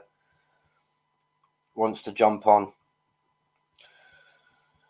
Expo's off to watch the football. Thank you, Jalise. And if everybody can give AC Coming Back to Life a subscribe, please, guys. Amazing channel. Amazing gentleman.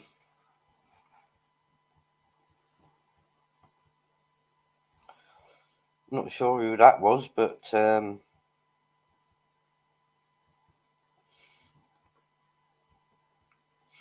Alex makes me want to try out of detox in 4 days, the living life.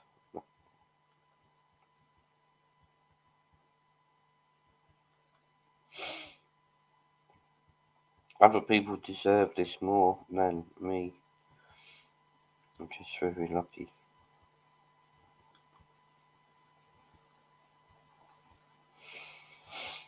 I'll jump the link out there.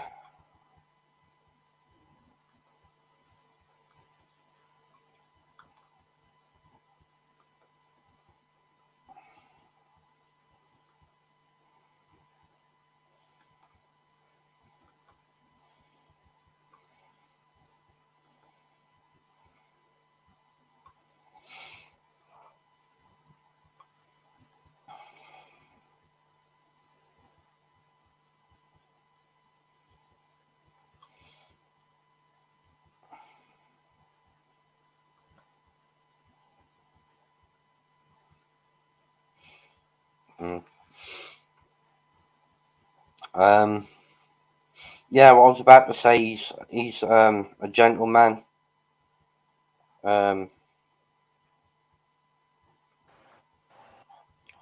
He's a gentleman. You're right, Steve. You're right, Alex. Good, mate. Not too bad. For some reason, YouTube took when I put the video up before of the live. For some reason, YouTube's bloody took it down for some reason. So, you know, I thought if I do it as a reaction video, you know, YouTube might, you know, decide to keep it up there. And plus, you know, for those that didn't see the live, when you done that live with Dot, I thought I'll get their awareness out there that people, you know, they still need to be shown Definitely. what he's put these women through. Yeah, it's had about, I think it's had over 10,000 views now, but that's still a drop in the ocean in comparison to the effort that Dot made to do it. So, you know, I would like to see it with 100,000 views, which is what I think she deserves.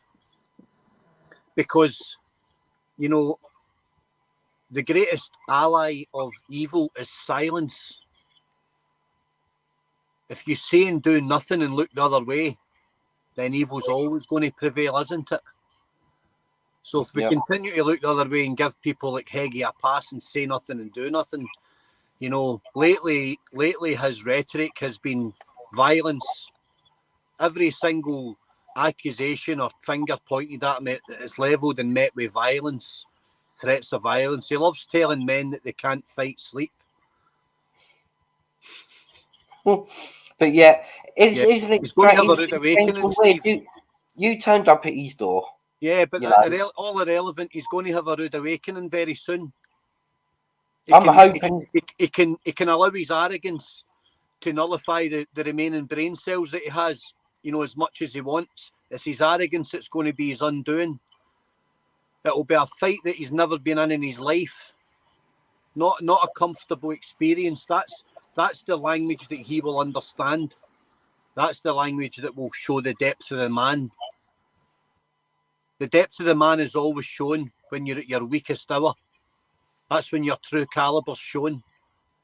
So he's creating this, Steve. If he was a man at all and acknowledged his wrongdoings, we would all go away.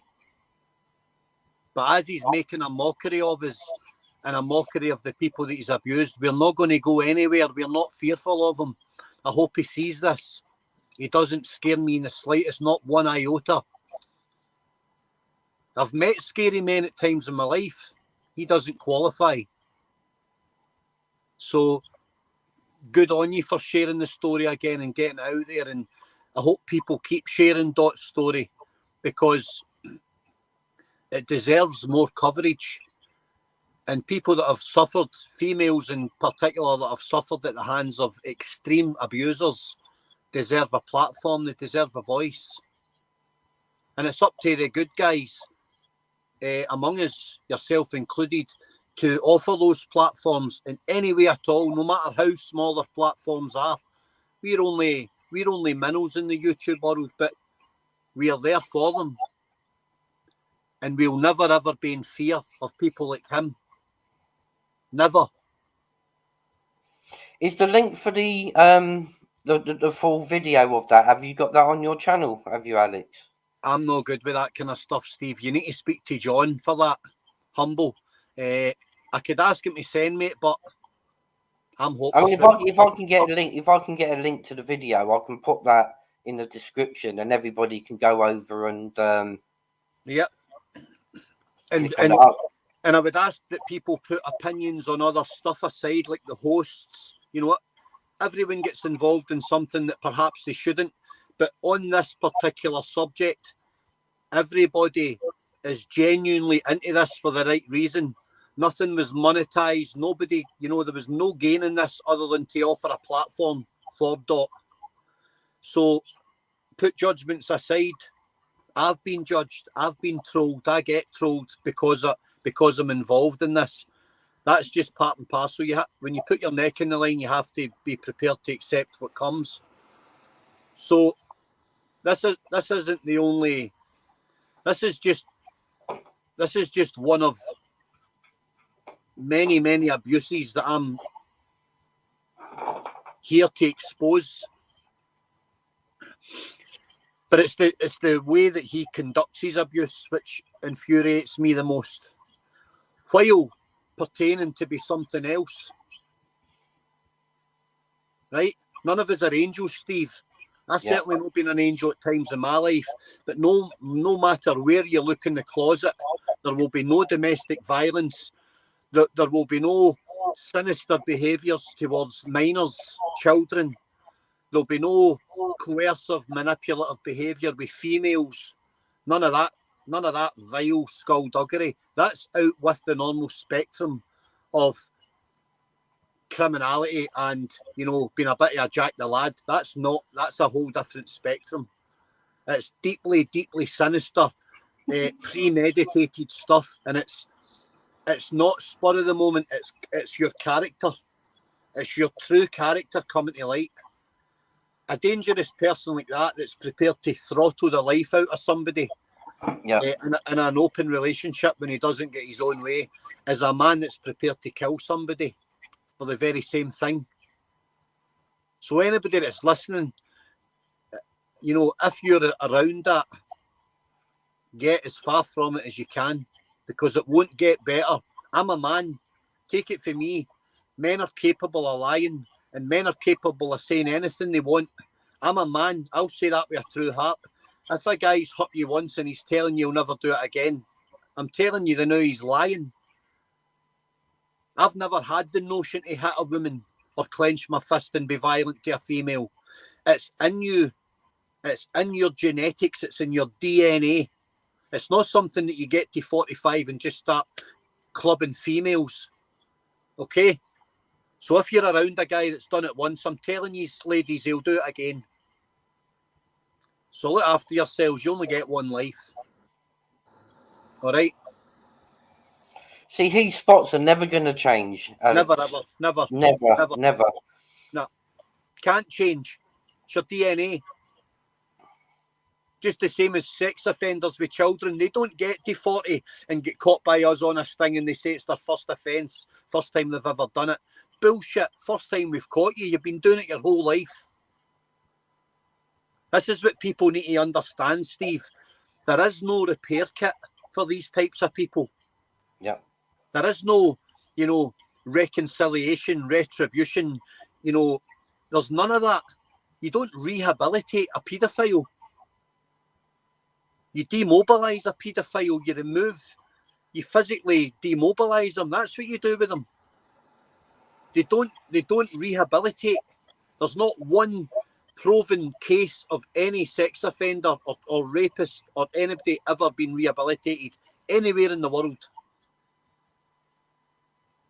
Do you know why? Because no doctor, no psychologist, no psychotherapist, nobody will ever sign that paperwork off. Because they say we can never be sure. Yeah. So I'm here for the long haul. I told you that when I met you, Steve. I'm not going anywhere. He can say what he wants about me. I've got bigger shooters than him.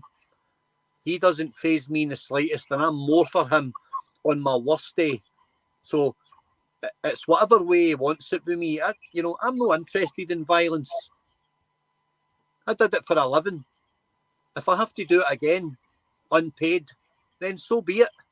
If that's the only language he speaks and continually wants to provoke people and prompt people and jab and prod with threats of violence and letting us all know how much of a hard man he is, he's not a hard man.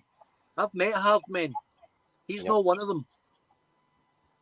I've also met scary men, very, very scary men, and he's not one of them. He's not even in the same spectrum. He's not even in that stratosphere. He's a nothing and he's a nobody. That's why he chooses vulnerable women to bully. See, what I found good in that, you know, that Dot is one of the most amazing females that I've ever come across. Yeah, she's amazing. And the strength that it must have took, I mean, you know, to even have it at the front of her mind, you know, to want to tell her story. I mean, it must have been well nervous, like maybe on the weeks leading up to it. And, you know, I'm glad that she found the courage and the strength, you know, to tell her story, because Steve, it was months in the making. It was months in the making, because Dot was getting strong, and then she would say, "Right, Alex, I'm ready," and I'd say, "Right, okay, let's get the balls in the wheels in motion," and then it would overwhelm her, and she'd fall back again. And I can't force Dot to do anything. You know, I was desperate for her to speak, but it had to be in her terms, because ultimately, egging her on is a form of coercion in itself, and it's the very thing that we find reprehensible. So it had to be Dot that came back to me, and she did. She came back a few times, and then it slowed again. And eventually, I just saw a change in Dot's behaviour. I just saw something in her, like a light had came back, you know, like back to full flame. Just saw that fire burning, Steve, and I thought to myself, she's really going to do this. She's going to nail him. And she did nail him. Yep. And it took tremendous courage. Tremendous courage it took. I mean, I can only but think, you know, because put me into Dot's shoes, and you know, I'd be putting it off. You know, when it comes close to that hour, you know, I'll be like, I can't do this, I can't do this, I can't. And I can only but imagine that same thought and feeling was going through Dot's mind. But I'm glad she found the strength, and I'm glad that she confided in yourself, you know, to be the man. I'm glad we were able to help her. I'm just glad that we were able to help Dot and be there for her. We're still there for her. You know, I really wanted her to do it, but I wanted her to get some benefit from it. Yeah. She got a massive amount of support, but I think she exercised some of her own demons by convincing herself that she truly had the strength within her to speak out. You understand me, Steve? I always think that Dot had herself down here, when really I knew she was up here. She just took a little bit of convincing that she had it within her. And she did have it within her, but I think just by a few years saying, look, we're here for you, we're not going anywhere. Let's do this on your terms. We're here for you. And she came and did it herself. You know, nobody had to help her. Nothing was scripted. That was Dot speaking. A very private woman, very well regarded woman in her own community. You know, a private, kind of nice, private, decent person who just happened to be duped by a scumbag. Happens to millions of people. He duped all of us. He's duped everybody. You know, I always hedge and caution, but I always give the benefit of the doubt. And, you know, if somebody puts their hand in my hand and looks me in the eye and tells me they're a decent guy, I'll allow them to hang themselves and hope that they don't. So he should never have crossed paths with me. He should have done his homework when I said to him, don't lie to me and sit and do a podcast with me. Because I will take it personal. I'll take it that you've personally insulted me, and You know, you think I'm one of these average bangers that you can are 10 a penny. He should never have engaged me like that and lied and kidded on he was one of us, which, when I say one of us, I mean somebody that's half decent. Somebody that's maybe a bit of a Jack the Lad in his life, but it's not got that scumbag stuff going on. And see if you ever have done a truly bad thing. See if you're man enough to take your balls in your hand and stand up and admit it. Then I'm good with that, Steve.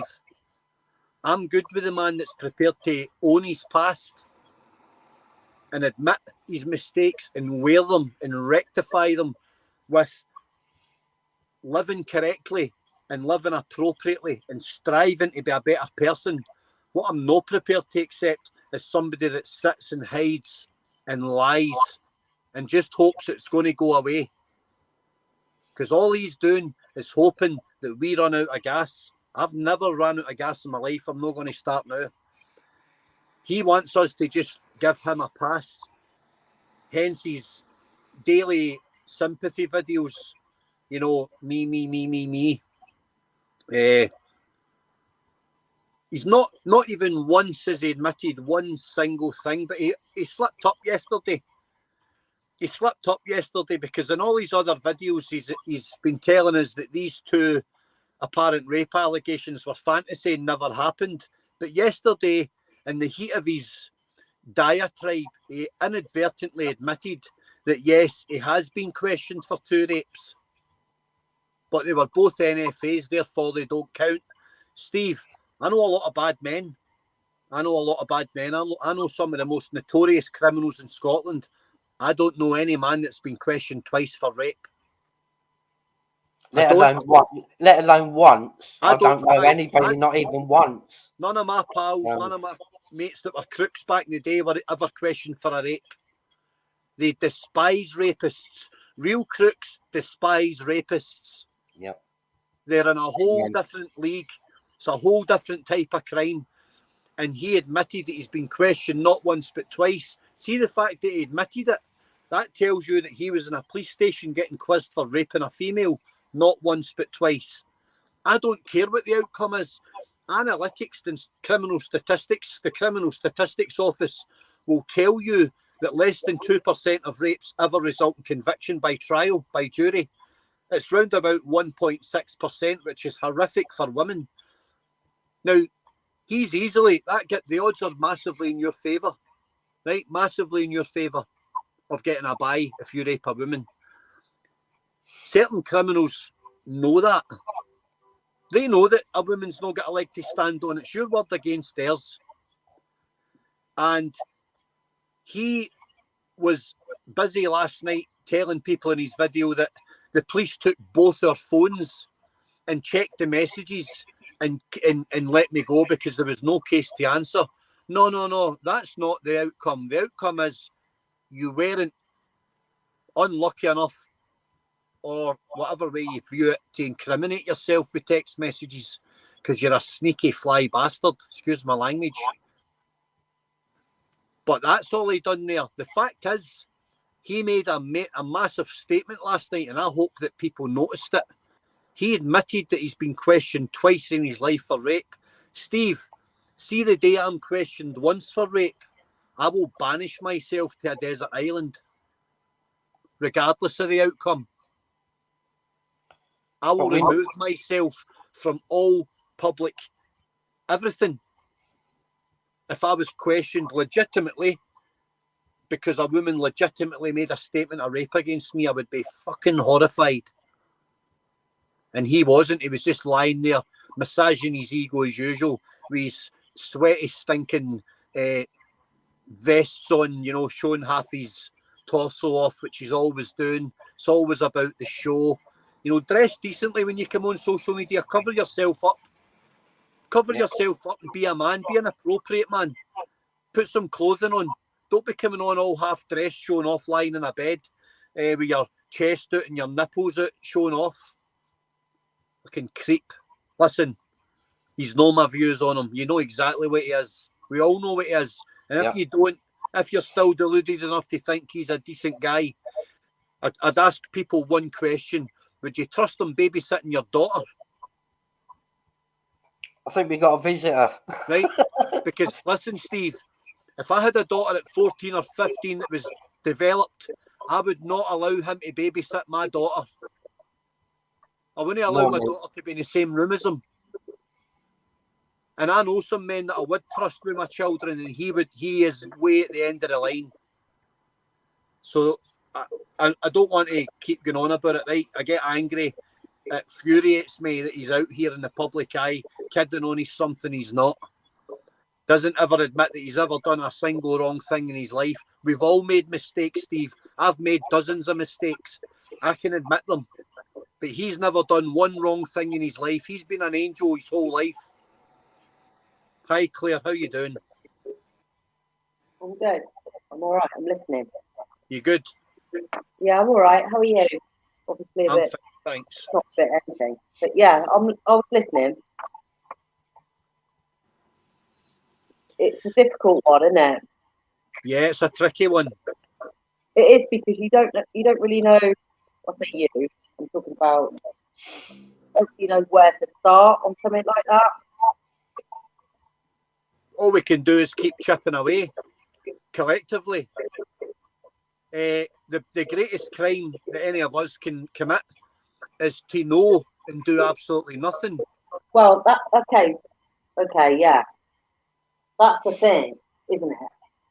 So then, but I think for a lot of people, they're taught from a young age to know and to shut up and to do nothing.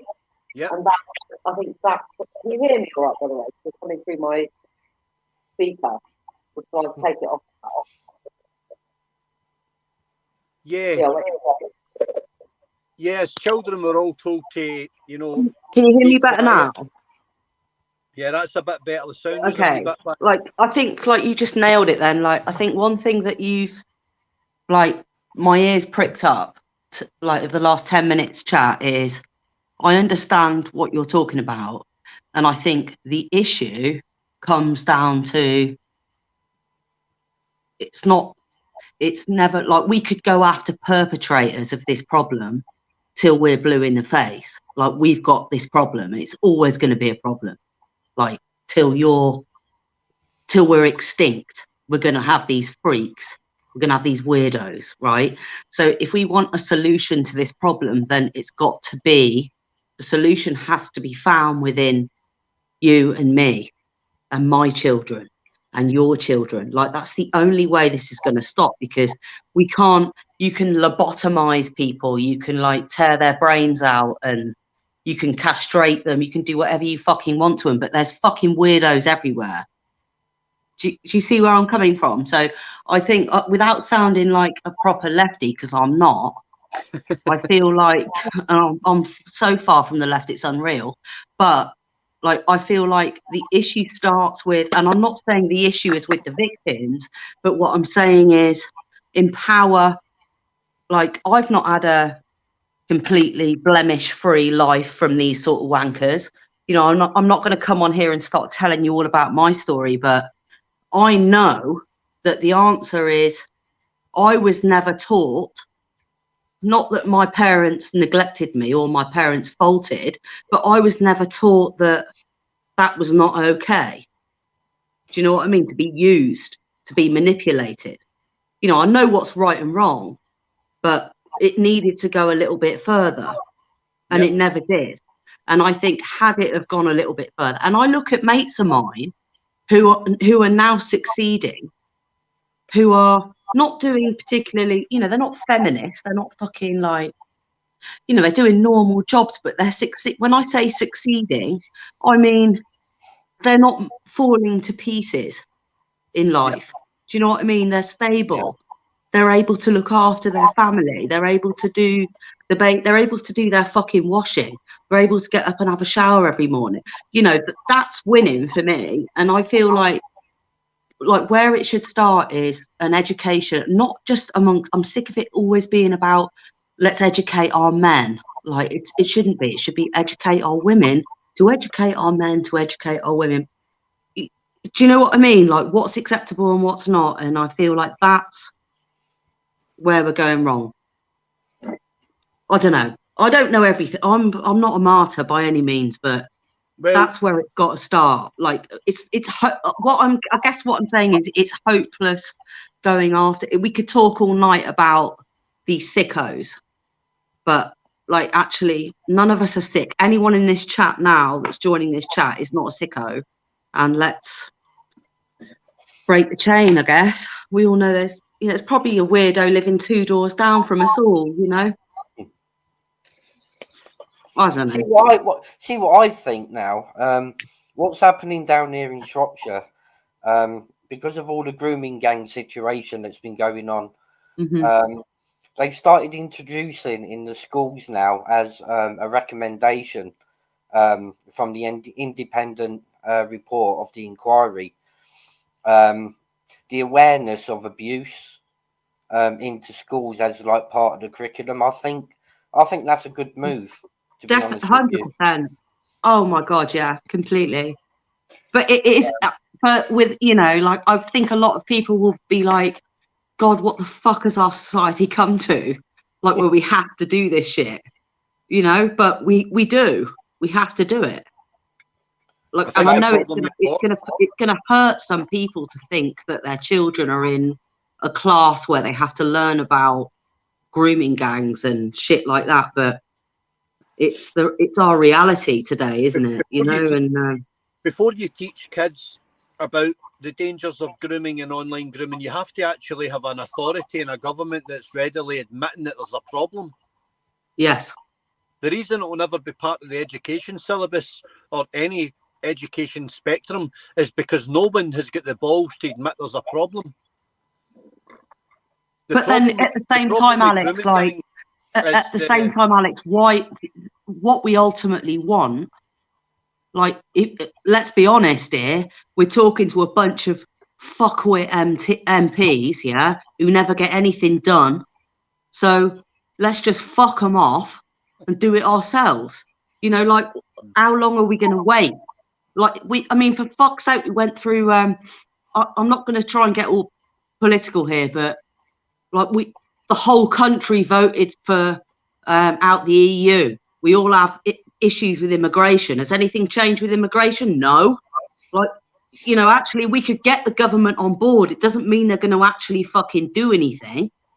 Actually, I think what it comes down to is who's going to actually do the work. And that's when they run off. That's when they leg it. It's when they go, oh, no, we don't.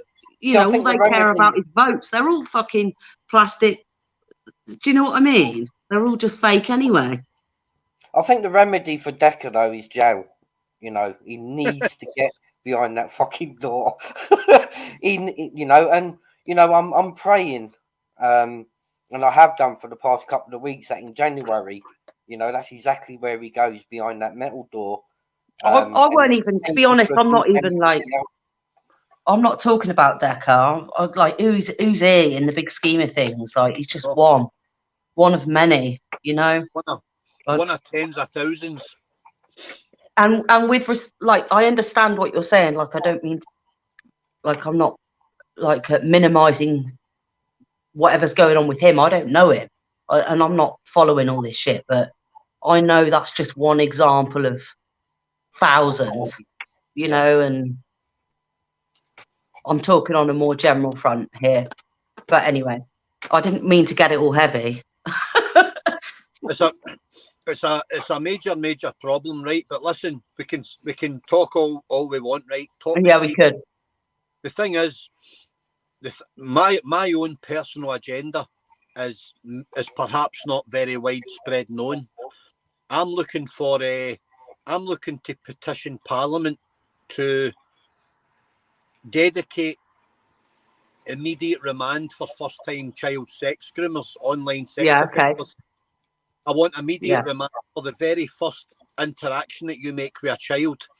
That gives the authorities 6 months and have a specialist team per regional police force that scrutinises your online history and gives them 6 months with you safely in a remand wing to see who you really are, instead of you going up in front of a judge with some half-arsed paperwork that's been concocted overnight at the end of a shift with some tired police officer that's been overworked, and the judge gives you a bail restriction and lets you out.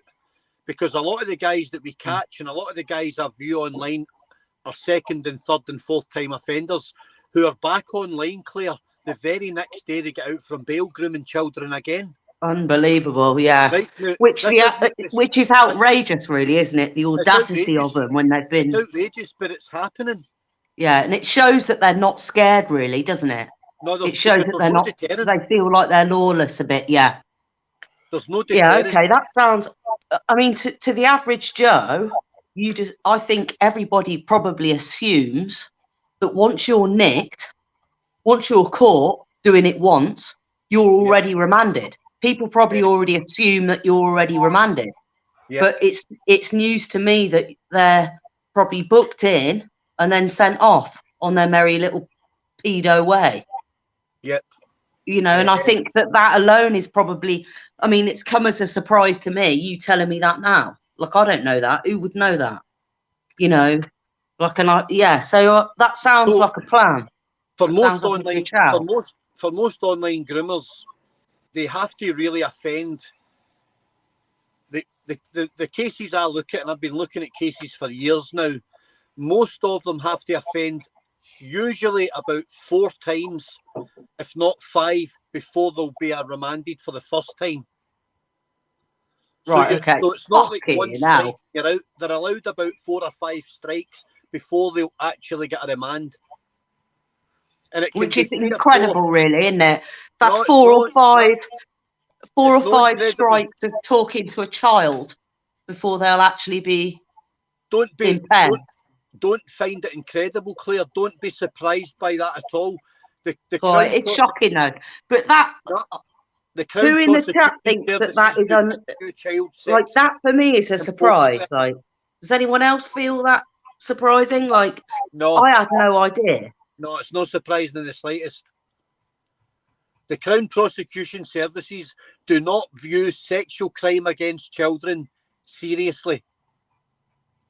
Gosh. They don't care about it. Do you know why? Unreal, really, isn't it? Well, it's not really about it. Yeah, because they can't monetize it. And because they can't monetize it, they don't care about it. Yeah. So, whereas drugs, or if it's fraud, or if it's drugs, or if it's Proceeds of Crime Act, they're straight on it, aren't they? Because there's millions involved, and they want to. Yeah. Okay. I recently stung a guy, right? And the police officers that came to deal with him had been taken off of road traffic. And I said, "Are you road traffic officers?" And she went, "No." But in here, sure, all of us, all we do is road traffic because that's where the revenue is. So I said, "What experience have you got with dealing with predators and online groomers? Do you know how to process the information? Do you know how to capture the chat logs?" Never had a clue. No generic. What you mean? He's just a bog standard. Yeah. It's because they don't care. But listen, I'm going to need to get off just now. I'm travelling tomorrow, and I need to go and get some stuff ready. But so just before you putting out, Steve. Just before you leave, Alec. So what in your what would you be working towards here? Like what you said, you're looking at a petition to work towards MPs.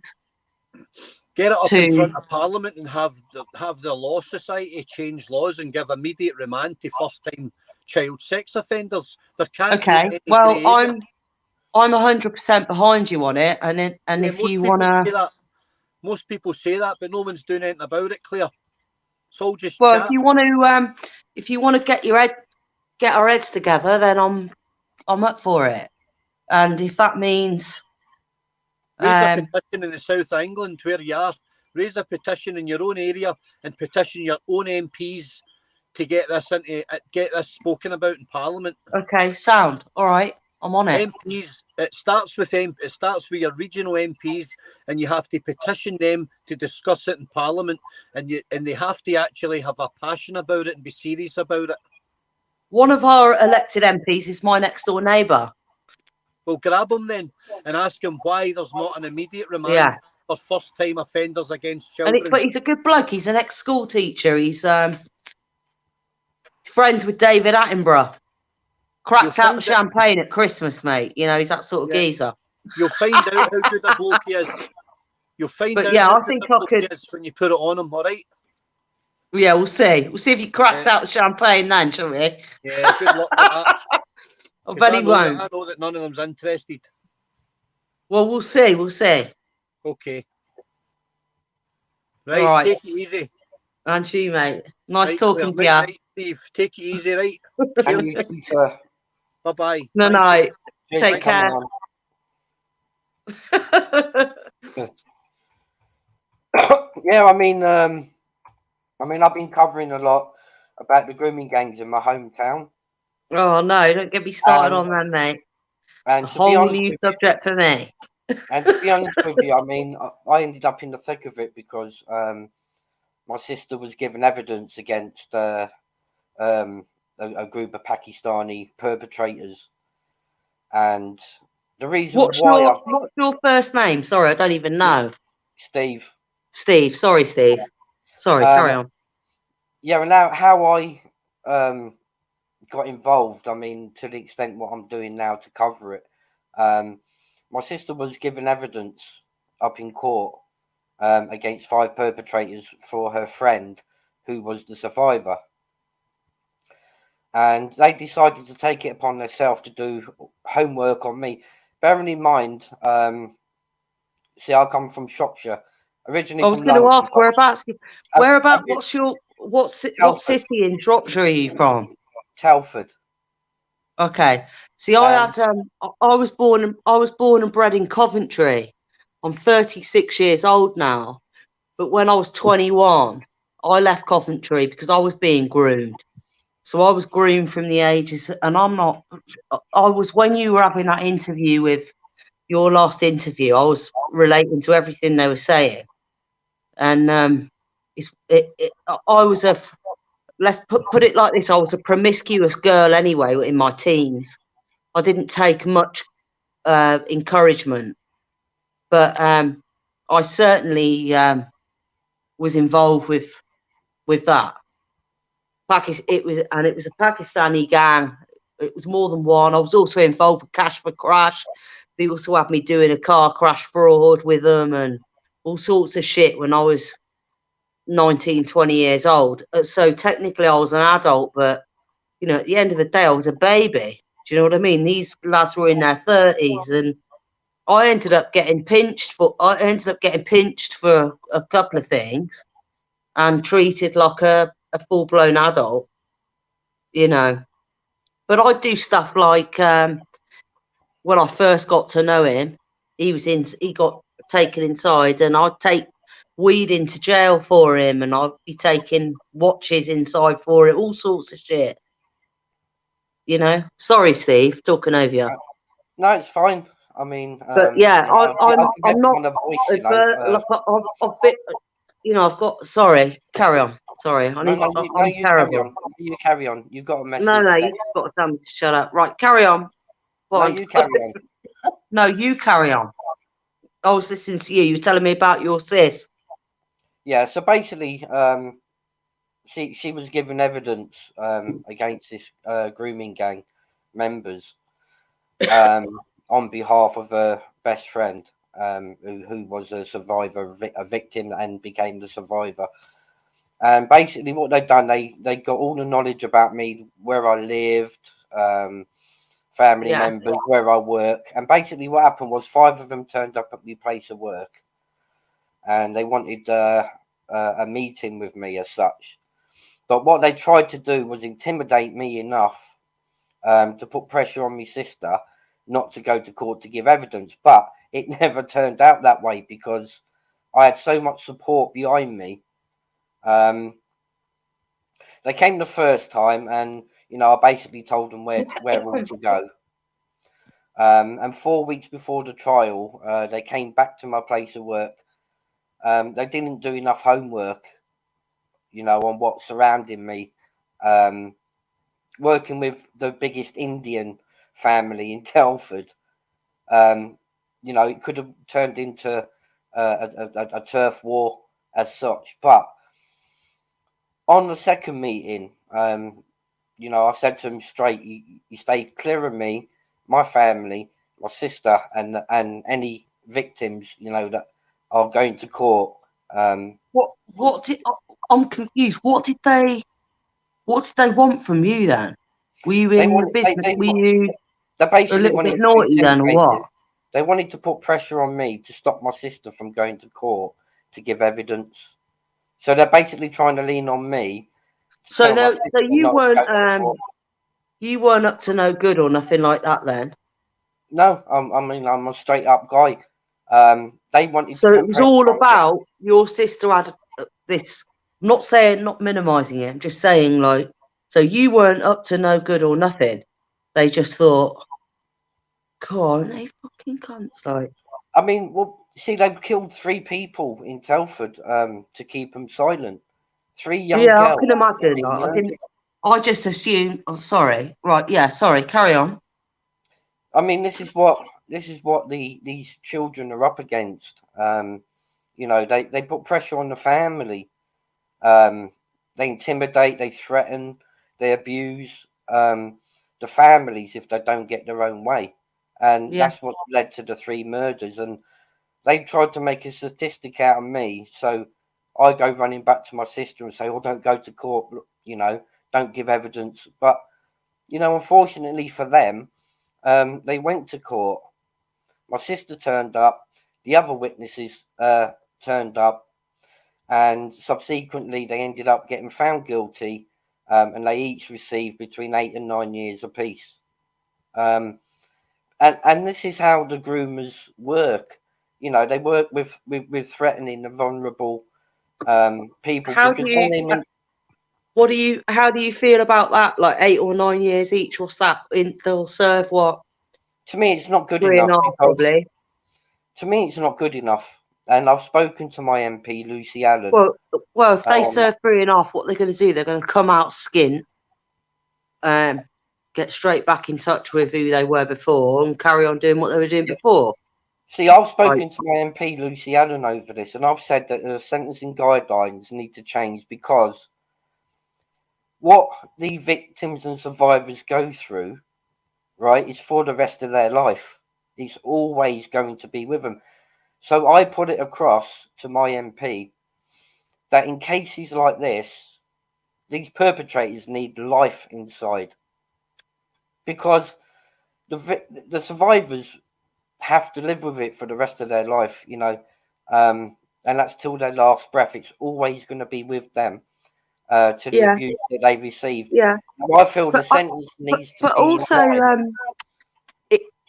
sorry to interrupt you, but I just want to say, like, on the topic of grooming, right? There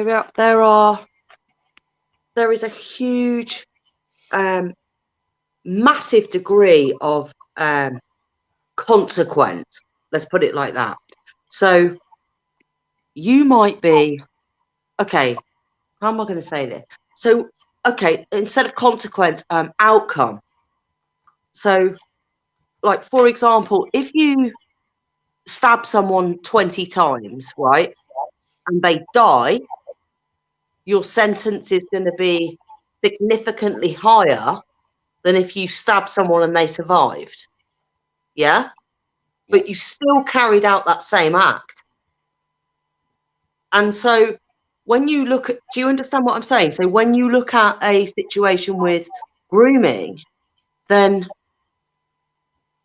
or, you know, like, you might be groomed, but you might never have been raped. So does that mean that we, you know, and I think, I don't know where I'm going with this, Molly, I'm just talking out loud, but this is where it becomes a very, very complex issue, you know, so it becomes like, we all know they're wrong uns. They're wrong. They're fucked up. You know, a bit like you find someone, you catch them with a picture of a kid getting raped on his phone. Like, you and I think he's a fuck up. He's a weirdo. Lock him up. He's a danger to society.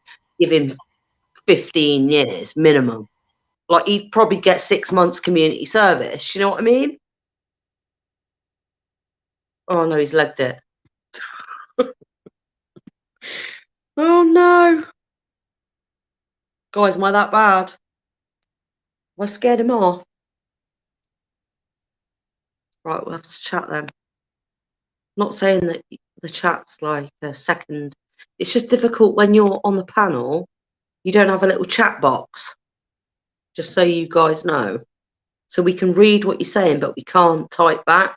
That's what I mean, peeps. Who's the Claire? Oh, God, no. I'll do a song, Claire. What do you want to hear? What shall I sing? Shall I sing something? Da, da, da. What shall I sing? I can't.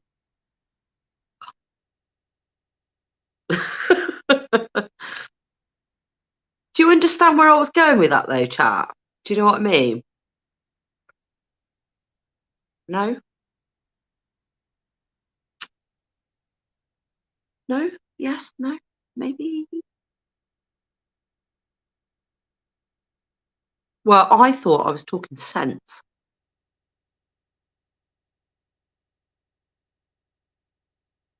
You wouldn't interrupt me with your nonsense, you fucking idiot. Okay. Stevie Boy Billings doesn't like me very much, I don't think. Waterfalls TLC. Tune. What a belter. Sure.